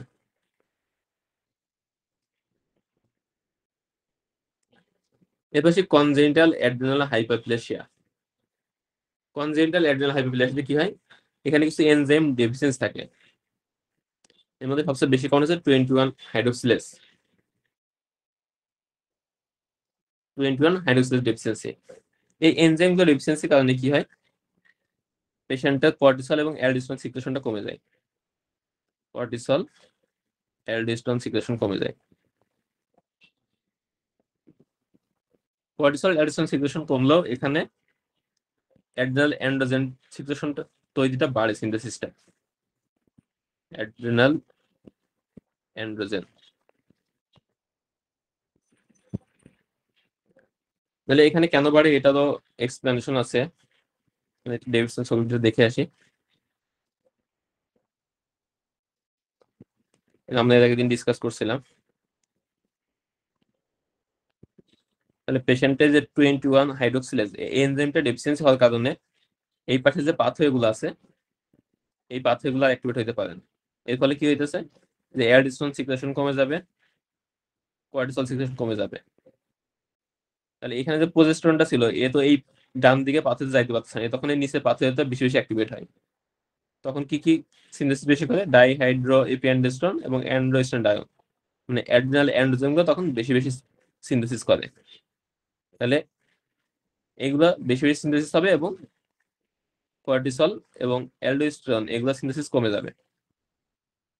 এখন কর্টিসল সিক্রেশন যখন কমে যাবে, তখন একইভাবে কি করবে? পিটুইটারি গ্ল্যান্ডটা কম্পেনসেট করার জন্য বেশি বেশি এসিটেজ রিলিজ করবে। এই এসিটেজ এসে তখন অ্যাড্রিনাল গ্ল্যান্ডকে স্টিমুলেট করার চেষ্টা করবে। এর ফলে কি হয়? অ্যাড্রিনাল গ্ল্যান্ডে হাইপারপ্লেসিয়া হয়, অ্যাড্রিনাল গ্ল্যান্ডের সেলগুলো কাউন্ট নাম্বার বেড়ে যায়। কিন্তু যেহেতু এনজাইমটা তার ডেফিসিয়েন্সি আছে, এনজাইমটা নাই, এখানে সেল কাউন্ট বাড়লেও কোনো কর্টিসল বা অ্যালডোস্টেরন সিনথেসিস করতে পারে না। এর ফলে পেশেন্টের অ্যালডোস্টেরন কর্টিসল ডেফিসিয়েন্সি থাকে, অ্যাড্রিনাল যে অ্যান্ড্রোজেনগুলো আছে সেগুলো পরিমাণ বেড়ে যায় এবং অ্যাড্রিনাল হাইপারপ্লেসিয়া ডেভেলপ করে। এটাকে বলে কনজেনিটাল অ্যাড্রিনাল হাইপারপ্লেসিয়া। তাহলে এই ক্ষেত্রে কি হবে? কর্টিসল এবং অ্যালডোস্টেরন ডেফিসিয়েন্সি থাকবে, কিন্তু অ্যাড্রিনাল অ্যান্ড্রোজেনের পরিমাণটা বেশি থাকবে। এখন কর্টিসল যেহেতু কমে গেছে, সো এটা পিটুইটারি গ্ল্যান্ডকে স্টিমুলেট করবে, করে বেশি বেশি এসিটেজ রিলিজ করবে, পেশেন্টের পিগমেন্টেশন হবে। তাহলে অ্যাড্রিনাল গ্ল্যান্ডে এই দুটো রিলেটেড আমরা কাছে এসিটেজ বেশি পাবো, পিগমেন্টেশন পাবো। আর জ্যাক উইথডল এবং হাইপোপিটুইটারিজম এগুলোর ক্ষেত্রে এসিটেজ লেভেলটা কম থাকবে, কোনো পিগমেন্টেশন থাকবে না। তাহলে এই কথাগুলো এখানে ঘুরে ফিরে বলা হয়েছে যে এক্সোজেনাস গ্লুকোকর্টিকয়েড উইথড্রল। তাহলে এক্ষেত্রে গ্লুকোকর্টিকয়েড এফিসিয়েন্সি থাকবে। এখানে যদি এসিটেজ কমে যাচ্ছে, এসিটেজ আমরা বললাম মিনারেলকর্টিকয়েডের কোনো ইফেক্ট নাই, সো এখানে কোনো মিনারেলকর্টিকয়েড ইনসাফিসিয়েন্সি থাকবে না। এসিটেজ তো এখানে কম, সো পিগমেন্টেশন হওয়ার কোনো কারণ নাই, অ্যান্ড্রোজেন ডেফিসিয়েন্সি থাকবে। হাইপোপিটাইটিজমের কারণে এখানে এসিটেজ কম, সো গ্লুকোকর্টিকয়েড ডেফিসিয়েন্সি থাকবে, অ্যান্ড্রোজেন ডেফিসিয়েন্সি থাকবে, এসিটেজ কম থাকবে, কিন্তু মিনারেলোকর্টিকয়েডের উপরে কোনো ইফেক্ট থাকবে না। অ্যাডিসন ডিজিজের ক্ষেত্রে এখানে অ্যাড্রেনাল গ্ল্যান্ডের নিজস্ব সমস্যা, সো এখানে গ্লুকোকর্টিকয়েড, মিনারেলোকর্টিকয়েড এবং অ্যান্ড্রোজেন তিনটাই কমবে। আর যেহেতু কর্টিসল কমছে, সো ফিডব্যাক মেকানিজমের জন্য পিটুইটারি গ্ল্যান্ড থেকে এসিটেজ লেভেলটা বাড়বে। কনজেনিটাল অ্যাড্রেনাল হাইপারপ্লেসিয়া, তাহলে এখানে গ্লুকোকর্টিকয়েড ইনসাফিসিয়েন্সি থাকবে, মিনারেলোকর্টিকয়েড ইনসাফিসিয়েন্সি থাকবে, কিন্তু কোনো অ্যাড্রেনাল অ্যান্ড্রোজেন ইনসাফিসিয়েন্সি থাকবে না, বরং সেখানে অ্যান্ড্রোজেনটা বাড়বে। আর গ্লুকোকর্টিকয়েড বা কর্টিসল যেহেতু কমে যাচ্ছে, সো এসিটেজ লেভেলটা বাড়বে। তাহলে এই বক্সটা একটু গুছায় বুঝে পড়তে হবে, না হলে পরীক্ষা কোশ্চেন কিন্তু অ্যান্সার করা যাবে না। এখান থেকে মোটামুটি শিওর কোশ্চেন আসবে। এরপর আসি ইনভেস্টিগেশন। তাহলে কোনো পেশেন্ট যদি অ্যাড্রেনাল ক্রাইসিস নিয়ে প্রেজেন্ট করে, সেক্ষেত্রে আমাদের ইনভেস্টিগেশন থেকে ট্রিটমেন্টটা বেশি ইম্পর্টেন্ট, সো সেক্ষেত্রে আমরা আর্জেন্ট ট্রিটমেন্ট শুরু করবো। আর যদি কোনো ক্রনিক পেশেন্ট আসে অ্যাড্রেনাল ইনসাফিসিয়েন্সি নিয়ে, সেক্ষেত্রে আমরা এসটিএস লেভেলটা আমাদের জন্য বেশি ইম্পর্টেন্ট টু আইডেন্টিফাই প্রাইমারি আর সেকেন্ডারি অ্যাড্রেনাল ইনসাফিসিয়েন্সি। ইনভেস্টিগেশনের ভিতরে আমরা তিনটা জিনিস অ্যাসেসমেন্ট করি, একটা হচ্ছে গ্লুকোকর্টিকয়েড, মিনারেলোকর্টিকয়েড, আর একটা হচ্ছে অ্যাড্রেনাল অ্যান্ড্রোজেন। গ্লুকোকর্টিকয়েড অ্যাসেসমেন্টের জন্য আমরা দেখবো কি প্লাজমা কর্টিসল লেভেল দেখি, ইউজুয়ালি বেসাল কর্টিসল দেখি। যদি কারো 430-এর বেশি থাকে, তাহলে সেক্ষেত্রে অ্যাড্রেনাল ইনসাফিসিয়েন্সি এক্সক্লুড হয়ে যায়। আর কনফার্ম করার জন্য আমরা কি করতে পারি, শর্ট সিনাকডিন টেস্ট বা শর্ট এসিটেজ স্টিমুলেশন টেস্ট করি। তাহলে অ্যাড্রেনাল ইনসাফিসিয়েন্সি ক্ষেত্রে ইনভেস্টিগেশন অফ চয়েস বা কনফার্মেটরি বা মোস্ট স্পেসিফিক টেস্ট যদি বলে, সেক্ষেত্রে অ্যান্সার হবে শর্ট এসিটেজ স্টিমুলেশন টেস্ট বা শর্ট সিনাকডিন টেস্ট। তাহলে এটা পরীক্ষায় থেকে কোশ্চেন আসছে। তাহলে কোনো পেশেন্ট যদি অ্যাড্রেনাল ইনসাফিসিয়েন্স থাকে, সেক্ষেত্রে আমরা বাইরে থেকে যদি এসিটেজ দিয়ে স্টিমুলেশন করি, তাহলে এটা কোনো রেসপন্স হবে না। এটা দেখে আমরা অ্যাড্রেনাল ইনসাফিসিয়েন্সি ডায়াগনোসিস করি। তাহলে অ্যাড্রেনাল ইনসাফিসিয়েন্সি কনফার্ম হওয়ার পরে আমাদের নেক্সট টেস্ট করবো হচ্ছে এসিটেজ। যদি এসিটেজ আমরা লো পাই, তাহলে সেক্ষেত্রে আমরা চিন্তা করবো ড্রাগ উইথড্রল অথবা পিটুইটারি প্যাথোলজি। আর যদি এসিটেজ বেশি পাই, সেক্ষেত্রে আমরা চিন্তা করবো অ্যাডিসনস ডিজিজ বা অ্যাড্রেনাল প্যাথোলজি। মিনারেলোকর্টিকয়েড ডেফিসিয়েন্সি আছে কিনা এটা দেখার জন্য আমরা ইউজুয়ালি দেখি হচ্ছে একটা একটু আমরা রেনিল লেভেল দেখতে পারি, এখানে রেনিল লেভেলটা বেশি থাকবে, এটা আমরা একটু পরে ডিসকাস করবো। আর প্লাজমা অ্যাডিসন লেভেলটা থাকবে কম। অ্যাড্রেনাল অ্যান্ড্রোজেন ইউজুয়ালি আমরা মেজার করি না, এটা দেখার দরকার নাই। এরপর ম্যানেজমেন্ট অফ অ্যাড্রেনাল ক্রাইসিস, এটা পরীক্ষার জন্য ইম্পর্টেন্ট। তাহলে এক্ষেত্রে আমরা যেগুলো ডেফিসিয়েন্সি সেগুলো রিপ্লেসমেন্ট করবো। একটা হচ্ছে ফার্স্ট হচ্ছে আইভি ফ্লুইড দেবো, তারপর স্টেরয়েড ডেফিসিয়েন্সি আইভি হাইড্রোকর্টিসন দেবো। পেশেন্টগুলো হাইপোগ্লাইসেমিক থাকে, এই জন্য আমরা আইভি 10% গ্লুকোজ দিব। তবে যদি পরীক্ষায় ট্রিটমেন্ট অফ চয়েস চাই বা সিঙ্গেল বেস হিসেবে আসে, সেক্ষেত্রে আমরা অ্যান্সার করবো আইভি হাইড্রোকর্টিসন। তাহলে অ্যাড্রেনাল ক্রাইসিস বা অ্যাড্রেনাল ইনসাফিসিয়েন্সির জন্য আমাদের ট্রিটমেন্ট অফ চয়েস হচ্ছে আইভি হাইড্রোকর্টিসন। এরপর এখানে আরো কিছু কথাবার্তা লেখা আছে, এগুলো একটু দেখে নিতে পারেন। এখানে একটা ইম্পর্টেন্ট হচ্ছে আমরা যে ওরাল হাইড্রোকর্টিসন রিপ্লেসমেন্ট দিই, সেক্ষেত্রে আমরা সকালে দিই 10 মিলিগ্রাম আর বিকালে দিই হচ্ছে 5 মিলিগ্রাম। কারণ আমাদের আর্লি মর্নিং এ বডি যে ফিজিওলজিক্যাল রেসপন্স, সেখানে হচ্ছে আর্লি মর্নিং এ স্টেরয়েড সিনথেসিসটা বেশি হয় বা স্টেরয়েড বেশি রিলিজ হয়, সেটাকে ব্যালেন্স করার জন্য আমরা 2/3 দিই সকালে আর 1/3 দিই বিকালে। কোনো পেশেন্টের রিপ্লেসমেন্ট ঠিকঠাক মতো হচ্ছে কিনা এটা আমরা ক্লিনিক্যালি দেখতে পারি। যদি কোনো পেশেন্টের স্টেরয়েড রিপ্লেসমেন্ট বেশি হয়, তাহলে পেশেন্টের ওয়েট গেইন বেশি বেশি হবে। আর যদি ইনএডিকুয়েট ডোজ দিই বা ঠিক মতো অ্যাবজর্পশন না হয়, সেক্ষেত্রে পেশেন্টের লিথার্জি বা পিগমেন্টেশন বেশি হবে। তাহলে ক্লিনিক্যালি আমরা দেখে বুঝতে পারি যে পেশেন্টের ডোজ ঠিক মতো হইতেছে কিনা। আর মিনারেলোকর্টিকয়েড রিপ্লেসমেন্ট ঠিক মতো হচ্ছে কিনা দেখার জন্য আমরা কি করবো, ব্লাড প্রেশার দেখবো, ইলেক্ট্রোলাইটস চেক করবো, আর একটা হচ্ছে প্লাজমা রেনিন লেভেল চেক করবো। এখানে আরেকটা কথা বলা হয়েছে, mineralocorticoid replacement is indicated for virtually every patient with primary adrenal insufficiency, but is not needed in secondary adrenal insufficiency. আর আমরা একটু ডিসকাস করলাম যে প্রাইমারি অ্যাড্রেনাল ইনসাফিসিয়েন্সি ক্ষেত্রে পেশেন্টের মিনারেলোকর্টিকয়েড ডেফিসিয়েন্সি থাকতে পারে, কিন্তু secondary adrenal ইনসাফিসিয়েন্সিতে usually mineralocorticoid deficiency থাকে না, কারণ এসিটিএইচ এর মিনারেলোকর্টিকয়েডের উপরে তেমন কোনো রোল নাই। এরপরে কোনো পেশেন্ট যদি গ্লুকোকর্টিকয়েড রিপ্লেসমেন্ট থেরাপি পেয়ে থাকে, তাকে কি কি অ্যাডভাইস দিব, এটা অনেক সব পরীক্ষায় আসে। তাহলে কোনো পেশেন্ট যদি ইন্টারকারেন্ট কোনো স্ট্রেস থাকে, পেশেন্টের যদি কোনো ফিভার বা কোনো ইনফেকশন হয়ে থাকে, তাহলে এই কন্ডিশনে আমাদের স্টাডি রিকোয়ারমেন্ট বেড়ে যায়। সো পেশেন্টকে বলতে হবে সে নর্মাল যে ডোজ পাচ্ছে সেটাকে ডবল ডোজে নিতে। আর পেশেন্টের যদি ভমিটিং হয়, তাহলে যে কয়দিন ভমিটিং হবে সেই কয়দিন পেশেন্টকে প্যারেন্টাল হাইড্রোকর্টিসন নিতে হবে, যদি মুখে ওষুধ খাইতে না পারে। এবার আসি প্রাইমারি হাইপার অ্যালডোস্টেরনিজম। তাহলে হাইপার অ্যালডোস্টেরনিজম মানে কি? এখানে বেশি বেশি অ্যালডোস্টেরন রিলিজ হইতেছে। তাহলে কোনো পেশেন্টের ক্ষেত্রে আমরা কখন হাইপার অ্যালডোস্টেরন চিন্তা করব? এর মধ্যে কয়েকটা ক্লু দেওয়া আছে। যদি কোনো পেশেন্টের হাইপোক্যালেমিয়া থাকে, পোরলি কন্ট্রোলড ব্লাড প্রেশার হয়, ফ্যামিলি হিস্ট্রি থাকে হাইপারটেনশনের, অথবা যদি ইয়ং এজে প্রেজেন্টেশন করে। তাহলে এর মধ্যে আমাদের বেশি ইম্পর্টেন্স যদি কোনো পেশেন্ট ইয়ং এজে হাইপারটেনশনে প্রেজেন্ট করে এবং হাইপারটেনশনটা কন্ট্রোল করা যাইতেছে না, সাথে হাইপোক্যালেমিয়া আছে, তাহলে সেই ক্ষেত্রে আমাদেরকে হাইপার অ্যালডোস্টেরনের কথা চিন্তা করতে হবে। প্রাইমারি হাইপার অ্যালডোস্টেরনিজমের জন্য মোস্ট কমন কজ হচ্ছে বাইল্যাটারাল অ্যাড্রিনাল হাইপোপ্লেসিয়া বা idiopathic hyper aldosteronism. Clinical feature কি কি হইতে পারে? তাহলে হাইপার অ্যালডোস্টেরন কি হইতেছে? অ্যালডোস্টেরন লেভেলটা বেড়ে যাচ্ছে। অ্যালডোস্টেরনের কাজ আমরা বললাম যে সোডিয়াম লেভেল বাড়ায়, পটাশিয়াম কমায়, আর একটা হচ্ছে হাইড্রোজেন কমায়।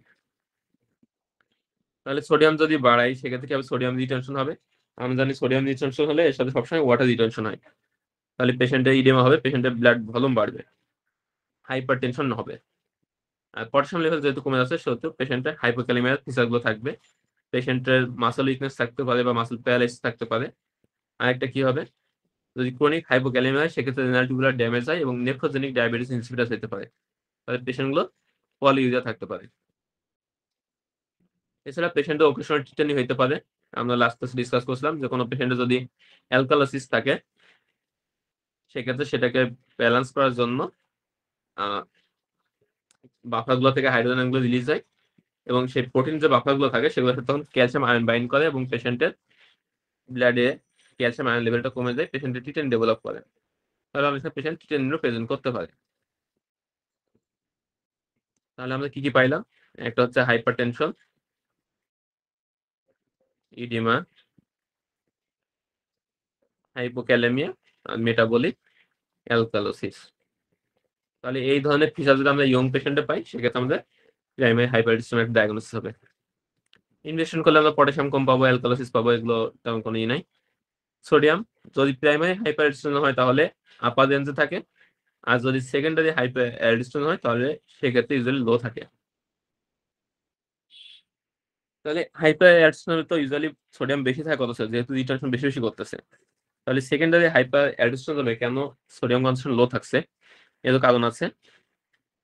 তাহলে সেকেন্ডারি হাইপার অ্যালডোস্টেরন ইউজুয়ালি হয় যখন পেশেন্টের ইফেক্টিভ সার্কুলেটিং ভলিউম কম থাকে, যেমন সিএলডি পেশেন্ট বা হার্ট ফেলার পেশেন্ট, মানে ক্রিটিক সিন্ড্রোম পেশেন্ট।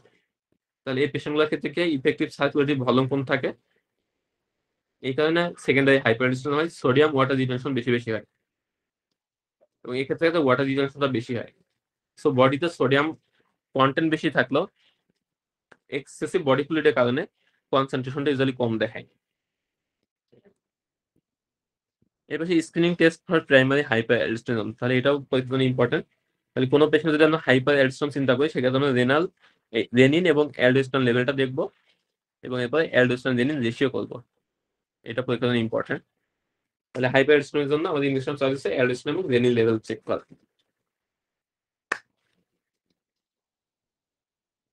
তাহলে এই পেশেন্টগুলো যেহেতু হাইপারটেনশন থাকে, তো এই পেশেন্টগুলো বিভিন্ন ধরনের অ্যান্টি হাইপারটেনসিভ পেয়ে থাকে।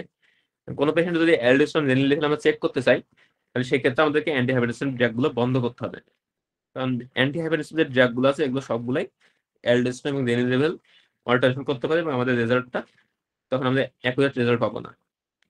তাহলে হাইপার অ্যালডোস্টেরনিজমের কোনো পেশেন্টে যদি আমরা অ্যালডোস্টেরন রেনিন লেভেল চেক করতে চাই এবং পেশেন্ট যদি অলরেডি অ্যান্টি হাইপারটেনসিভ পেয়ে থাকে তাহলে সেগুলো আমরা বন্ধ করবো।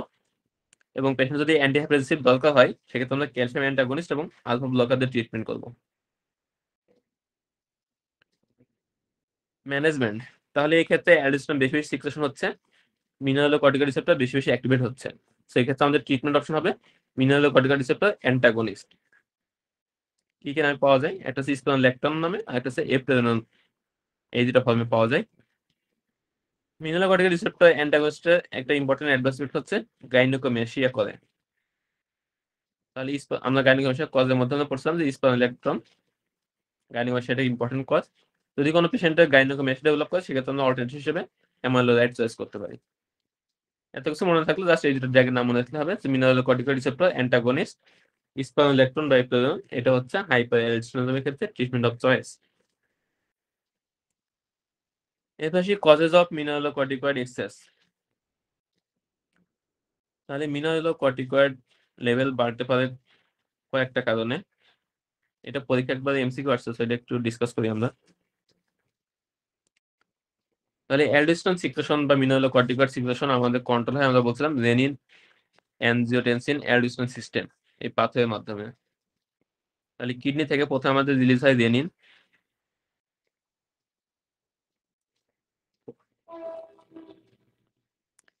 এই রেনিনটা অ্যানজিওটেনসিন লেভেল বাড়ায়, এরপর হচ্ছে অ্যালডোস্টেরন লেভেল বাড়ায়। অ্যানজিওটেনসিন যেহেতু আমরা মেজার করে না, সেটা আমরা বাদ দিয়ে দিই এখান থেকে। তাহলে রেনিন কি করবে? রেনিন বাড়লে আমাদের অ্যালডোস্টেরন বাড়বে।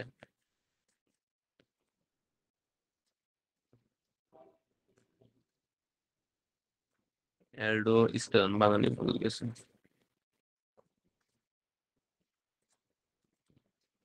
অ্যালডোস্টেরন, অ্যালডোস্টেরন কার উপর কাজ করে? এটা কাজ করে হচ্ছে মিনারোকর্টিকয়েড রিসেপ্টরের উপরে, এবং সে তখন কি করে? সোডিয়াম চ্যানেলকে অ্যাক্টিভেট করার মাধ্যমে সোডিয়াম রিটেনশন করে বেশি বেশি। কাজ করে কোথায়? Sodium channel.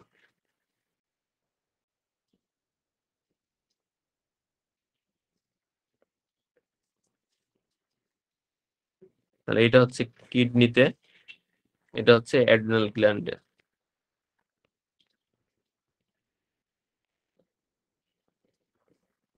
এবং কোনো পেশেন্ট যদি অ্যাড্রিনাল গ্ল্যান্ডের প্যাথোলজি হয়, কি হইতে পারে? বাইলেটারাল অ্যাড্রিনাল হাইপারপ্লেসিয়া হইতে পারে, বা অ্যাড্রিনাল অ্যাডিনোমা হইতে পারে, যেটাকে আমরা একটা বলি কন সিনড্রোম। তাহলে এইসব কন্ডিশনে কি হবে? অ্যাড্রিনাল গ্ল্যান্ডের প্যাথোলজি, এবং অ্যাড্রিনাল গ্ল্যান্ড থেকে বেশি বেশি অ্যালডোস্টেরন রিলিজ হয়ে যাচ্ছে। তাহলে এই ক্ষেত্রে সোডিয়াম বেশি বেশি রিঅ্যাবজর্পশন হবে, সোডিয়াম চ্যানেলগুলো বেশি বেশি অ্যাক্টিভেট হবে। আর অ্যালডোস্টেরন যখন বেশি বেশি রিলিজ হবে, তখন কি করবে? নেগেটিভ ফিডব্যাকের মাধ্যমে রেনিনকে সাপ্রেস করে রাখবে। তাহলে এই ক্ষেত্রে রেনিনটা আমরা কম পাবো। এটাকে আমরা বলতেছি প্রাইমারি হাইপার অ্যালডোস্টেরনিজম। তাহলে প্রাইমারি হাইপার অ্যালডোস্টেরনিজমের প্যাথোলজি থাকে হচ্ছে অ্যাড্রিনাল গ্ল্যান্ডে, গ্ল্যান্ডের নিজস্ব প্যাথোলজি বলে এটাকে প্রাইমারি বলা হইতেছে। তাহলে এর এক্সাম্পল হচ্ছে বাইলেটারাল অ্যাড্রিনাল হাইপারপ্লেসিয়া, একটা হচ্ছে অ্যাড্রিনাল অ্যাডিনোমা। তাহলে এখানে যদি অ্যালডোস্টেরন বেশি বেশি রিলিজ হচ্ছে, তখন কি করবে? ফিডব্যাকের মাধ্যমে রেনিনকে সাপ্রেস করে রাখবে। তাহলে প্রাইমারি হাইপার অ্যালডোস্টেরনের ক্ষেত্রে আমাদের ফাইন্ডিংস হবে লো রেনিন, হাই অ্যালডোস্টেরন। এখন যদি কোনো পেশেন্টের রেনিন রিলিজ বেশি হয়, রেনিন কখন বেশি বেশি রিলিজ হয়?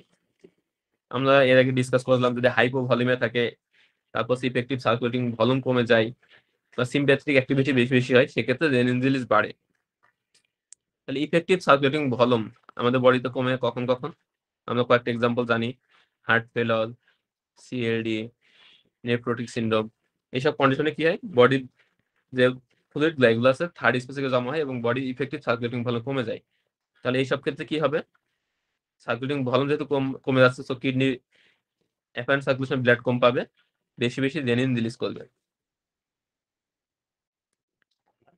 এছাড়া যদি রেনাল আর্টারি স্টেনোসিস হয়, তাহলে সেক্ষেত্রে রেনাল ব্লাড ফ্লোটা কম পাবে এবং রেনিন রিলিজ বেশি হবে। রেনিন যদি বেশি রিলিজ হয়, তাহলে কি হবে? অ্যালডোস্টেরন রিলিজও বেশি হবে।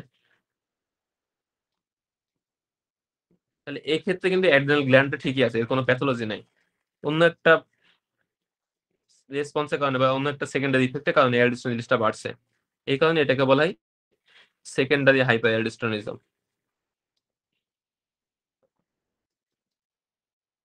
তাহলে সেকেন্ডারি হাইপার অ্যালডোস্টেরনিজমের ক্ষেত্রে অ্যাড্রিনাল গ্ল্যান্ডে কোনো প্যাথোলজি নেই, অন্য কোনো সমস্যা আছে যার কারণে অ্যালডোস্টেরন বাড়তেছে।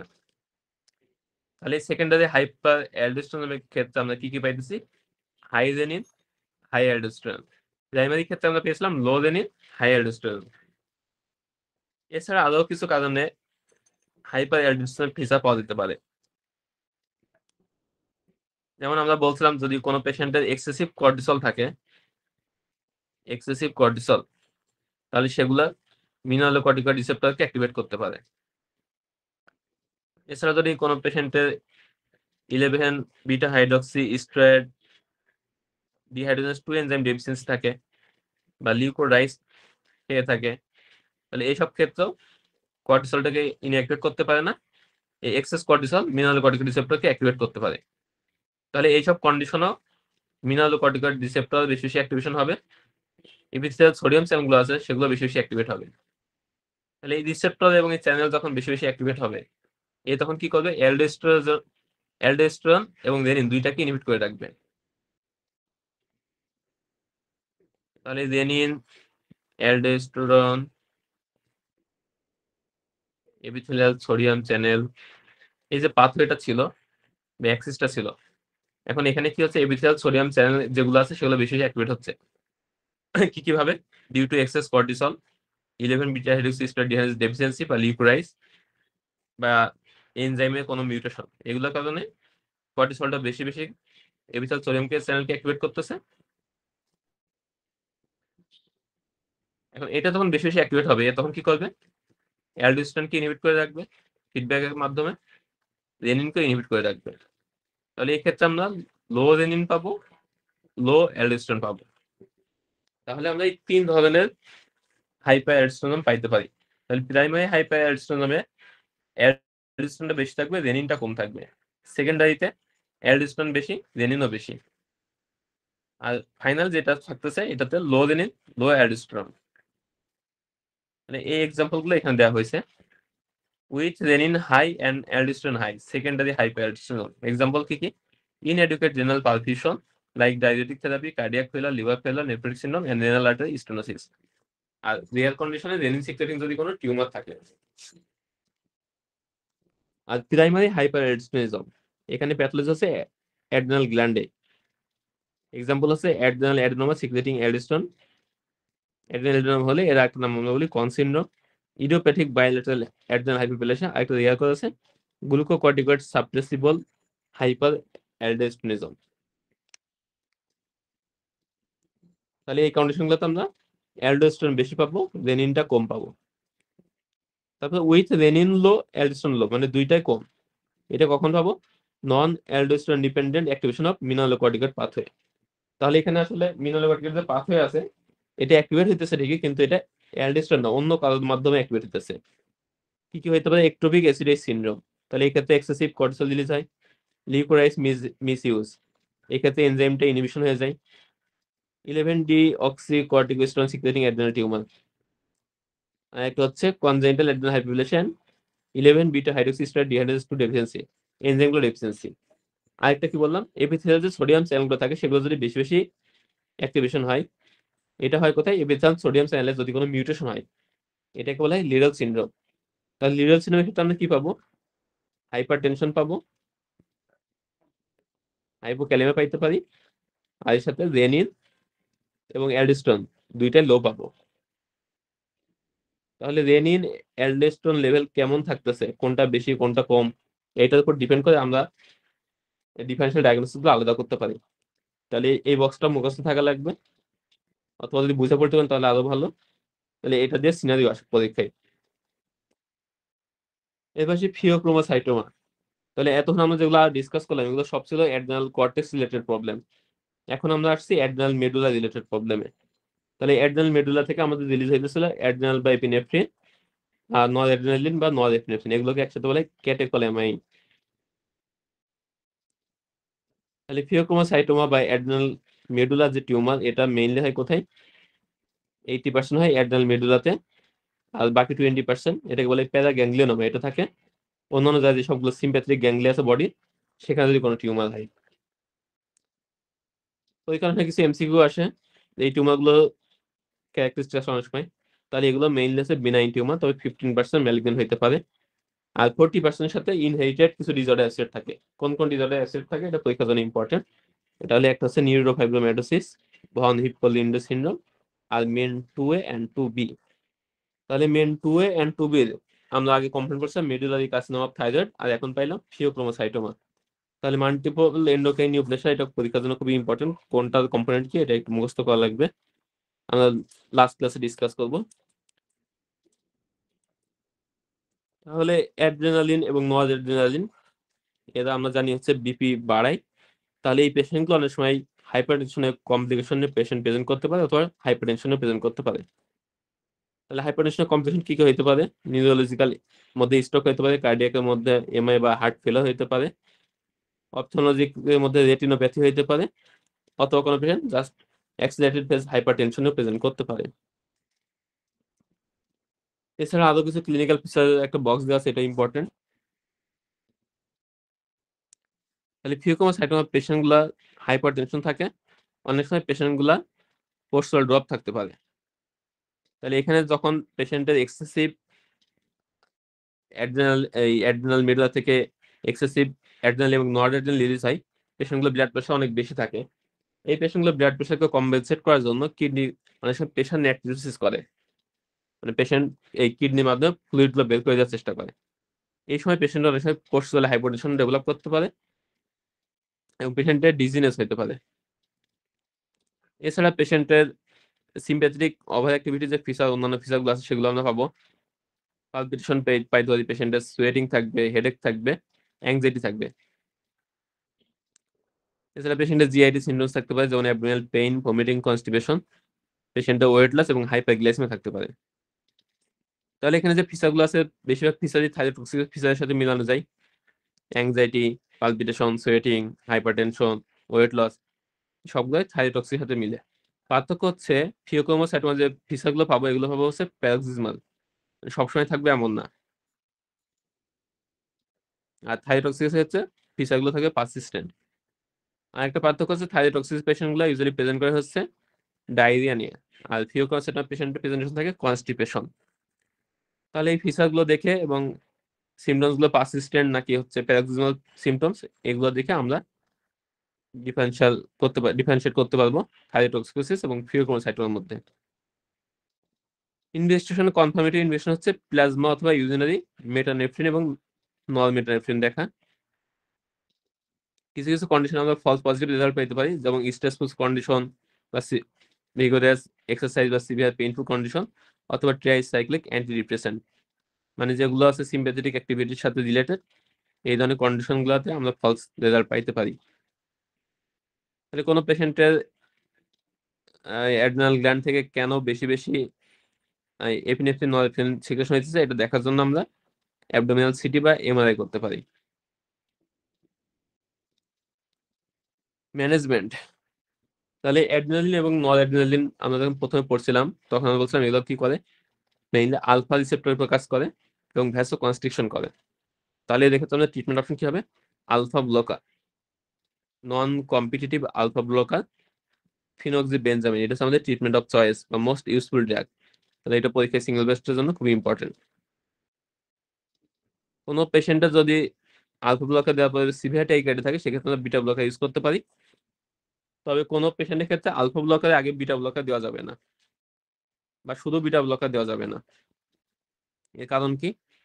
আমরা প্রথমে বলছিলাম যে আলফা রিসেপ্টর কাজ কি? ভ্যাসো কনস্ট্রিকশন করা, আর বিটা রিসেপ্টর দুইটা কাজ করতে পারে, একটা হচ্ছে ভ্যাসো ডাইলেশন করতে পারে, এটা বেশি ইম্পর্টেন্ট আমাদের জন্য। এখন আমরা ট্রিটমেন্ট করতে যাচ্ছি কি দিয়ে? আলফা ব্লকার দিয়ে এই যে ভ্যাসো কনস্ট্রিকশন যেটা, এটাকে ইনহিবিট করতে যাচ্ছি। এখন যদি কোনো পেশেন্টে আলফা ব্লকার না দিয়ে শুধু বিটা ব্লকার দেওয়া হয় তাহলে কি হবে? এই যে ভ্যাসো ডাইলেশন যেটা, এটাকে আমরা ইনহিবিট করে ফেলতেছি। তাহলে বাদ থাকছে কি? শুধু ভ্যাসো কনস্ট্রিকশন। তাহলে এই পেশেন্টগুলোতে এমনিতেই ভ্যাসো কনস্ট্রিকশন বেশি হইতেছে, আমরা বিটা ব্লকার দিয়ে ভ্যাসো ডাইলেশন যে কম্পেনসেটরি যে মেকানিজম সেটাকে বন্ধ করে দিচ্ছি। তাহলে পেশেন্টগুলোর ভ্যাসো কনস্ট্রিকশন অনেক বেশি হবে এবং বিপি অনেক বেশি বেড়ে যাবে। এই কারণে থিওকস্টের পেশেন্টকে কখনোই আলফা ব্লকার দেওয়ার আগে বিটা ব্লকার দেওয়া যাবে না। এই কথাটা এখানে বলছে।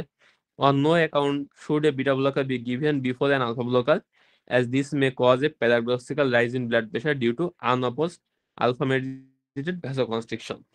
তাহলে এই পেশেন্টকে যদি আপনি আলফা ব্লকার না দিয়ে শুধু বিটা ব্লকার দেন, তাহলে ভ্যাসোকনস্ট্রিকশন, আলফা মেডিটেড যে ভ্যাসোকনস্ট্রিকশন, এটাকে অপোজ করার জন্য আর কোনো মেকানিজম থাকতেছে না। কোনো পেশেন্টে যদি সার্জারি করার সময় বা এনএসএ ইন্ডাকশন করার সময় যদি সিভিয়ার হাইপারটেনশন ডেভেলপ করে, সেক্ষেত্রে আমরা শর্ট অ্যাক্টিং আলফা অ্যান্টাগনিস্ট ফেন্টোলামাইন অথবা সোডিয়াম নাইট্রোপোসাইড ইউজ করতে পারি। তাহলে এই তিনটাই হচ্ছে পরীক্ষার জন্য ইম্পর্টেন্ট। যদি এগুলো মনে থাকে তাহলে একটা মনে রাখলে সেটা মনে রাখতে পারছে, নন কম্পিটিটিভ আলফা ব্লকার ফিনোক্সাবেনজামিন, এই নামটা অবশ্যই মনে রাখতে হবে। কনজেনিটাল অ্যাড্রেনাল হাইপারপ্লেসিয়া, এটা আমরা অলরেডি আগে ডিসকাস করে ফেলছি। এই ক্ষেত্রে কি হয়, inherited defects in enzyme of cortisol biosynthetic pathway. Most common enzyme deficiency থাকে কোনটা, 21 হাইড্রোক্সিলেজ ডেফিসিয়েন্সি। তাহলে এই এনজাইম ডেফিসিয়েন্সির কারণে অ্যালডোস্টেরন এবং কর্টিসল সিনথেসিস হইতে পারে না, পেশেন্টের গ্লুকোকর্টিকয়েড এবং মিনারেলকর্টিকয়েড ডেফিসিয়েন্সি ফিচার থাকে।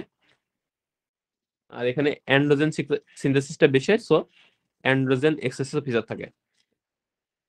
অ্যান্ড্রোজেন এক্সেসিভ ফিচার কি থাকবে, ফিমেল পেশেন্ট হলে সেক্ষেত্রে অ্যাম্বিগাস জেনিটালিয়া বা ক্লাইটোমেগাল থাকতে পারে। মেল যদি চিলড্রেন হয় সেক্ষেত্রে প্রিকশাস পিউবার্টি থাকতে পারে। আর এই ক্ষেত্রে একটা জিনিস ইম্পর্টেন্ট হচ্ছে সার্কুলেটিং 17 হাইড্রোক্সি প্রোজেস্টেরন লেভেলটা বেশি থাকবে। তাহলে এটা ডেভিডসনের ফিগারটা দেখলে ক্লিয়ার হয়ে যাবে। ছবিটা কোথায় গেল, এই যে ছবিটা। তাহলে এখানে 21 হাইড্রোক্সিলেজ ডেফিসিয়েন্সি হচ্ছে, এই পাথওয়েতে কোনো অ্যালডোস্টেরন এবং কর্টিসল সিক্রেশন হচ্ছে না, সো অ্যালডোস্টেরন কর্টিসল লেভেল কমে যাচ্ছে। তাহলে এই পাথওয়ের আগে যে প্রোজেস্টেরনটা ছিল সে তখন এই পাথওয়েতে বেশি অ্যাক্টিভেট হবে। এই পাথওয়ে দেখেন প্রোজেস্টেরন নেক্সট স্টেপটা হচ্ছে 17 হাইড্রোক্সি প্রোজেস্টেরন। সো ডান দিকে পাথওয়ে যেহেতু অ্যাক্টিভেট হচ্ছে না, সো এই দিকে পাথওয়ে বেশি অ্যাক্টিভেট হবে। এখানে 17 হাইড্রোক্সি প্রোজেস্টেরন এবং অ্যাড্রিনাল অ্যান্ড্রোজেন সবগুলো বেশি পাওয়া যাবে। তাহলে আমরা 17 হাইড্রোক্সি প্রোজেস্টেরন লেভেলটা মেজার করে দেখতে পারি।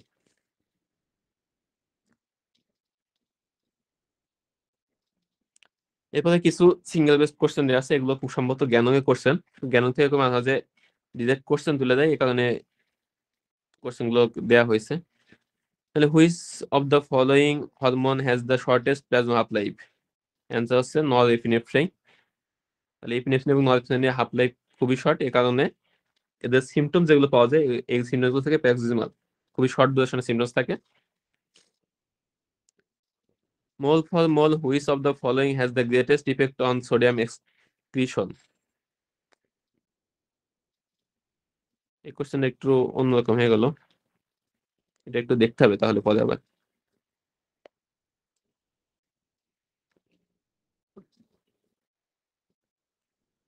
মোল for mole which of the following has the greatest effect on plasma osmolarity? তাহলে প্লাজমা অসমোলারিটি আমাদের মেইন ইম্পর্টেন্স হচ্ছে ভ্যাসোপ্রেসিন বা এডিএইচ। আর এটা হচ্ছে secretion of which of the following would be the least affected by decreased extracellular fluid volume? তাহলে এখানে answer হচ্ছে ইস্ট্রোজেন। এগুলো এক্সপ্লেনেশন কি আসলে আমার খুব একটা জানা নেই। তাহলে এগুলো যেহেতু জ্ঞান আছে একটু দেখে নিন, মাঝে মাঝে হঠাৎ হঠাৎ করে ডিরেক্ট কোশ্চেন দিয়ে দেয়।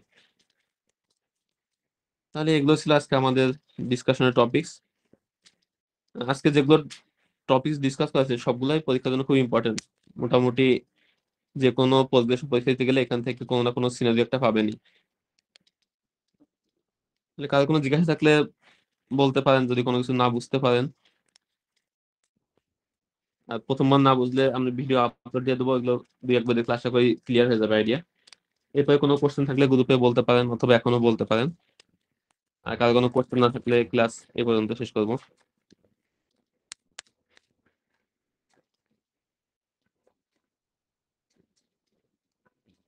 ওকে, তাহলে আজকে ক্লাস এ পর্যন্তই। সবাই ভালো থাকবেন।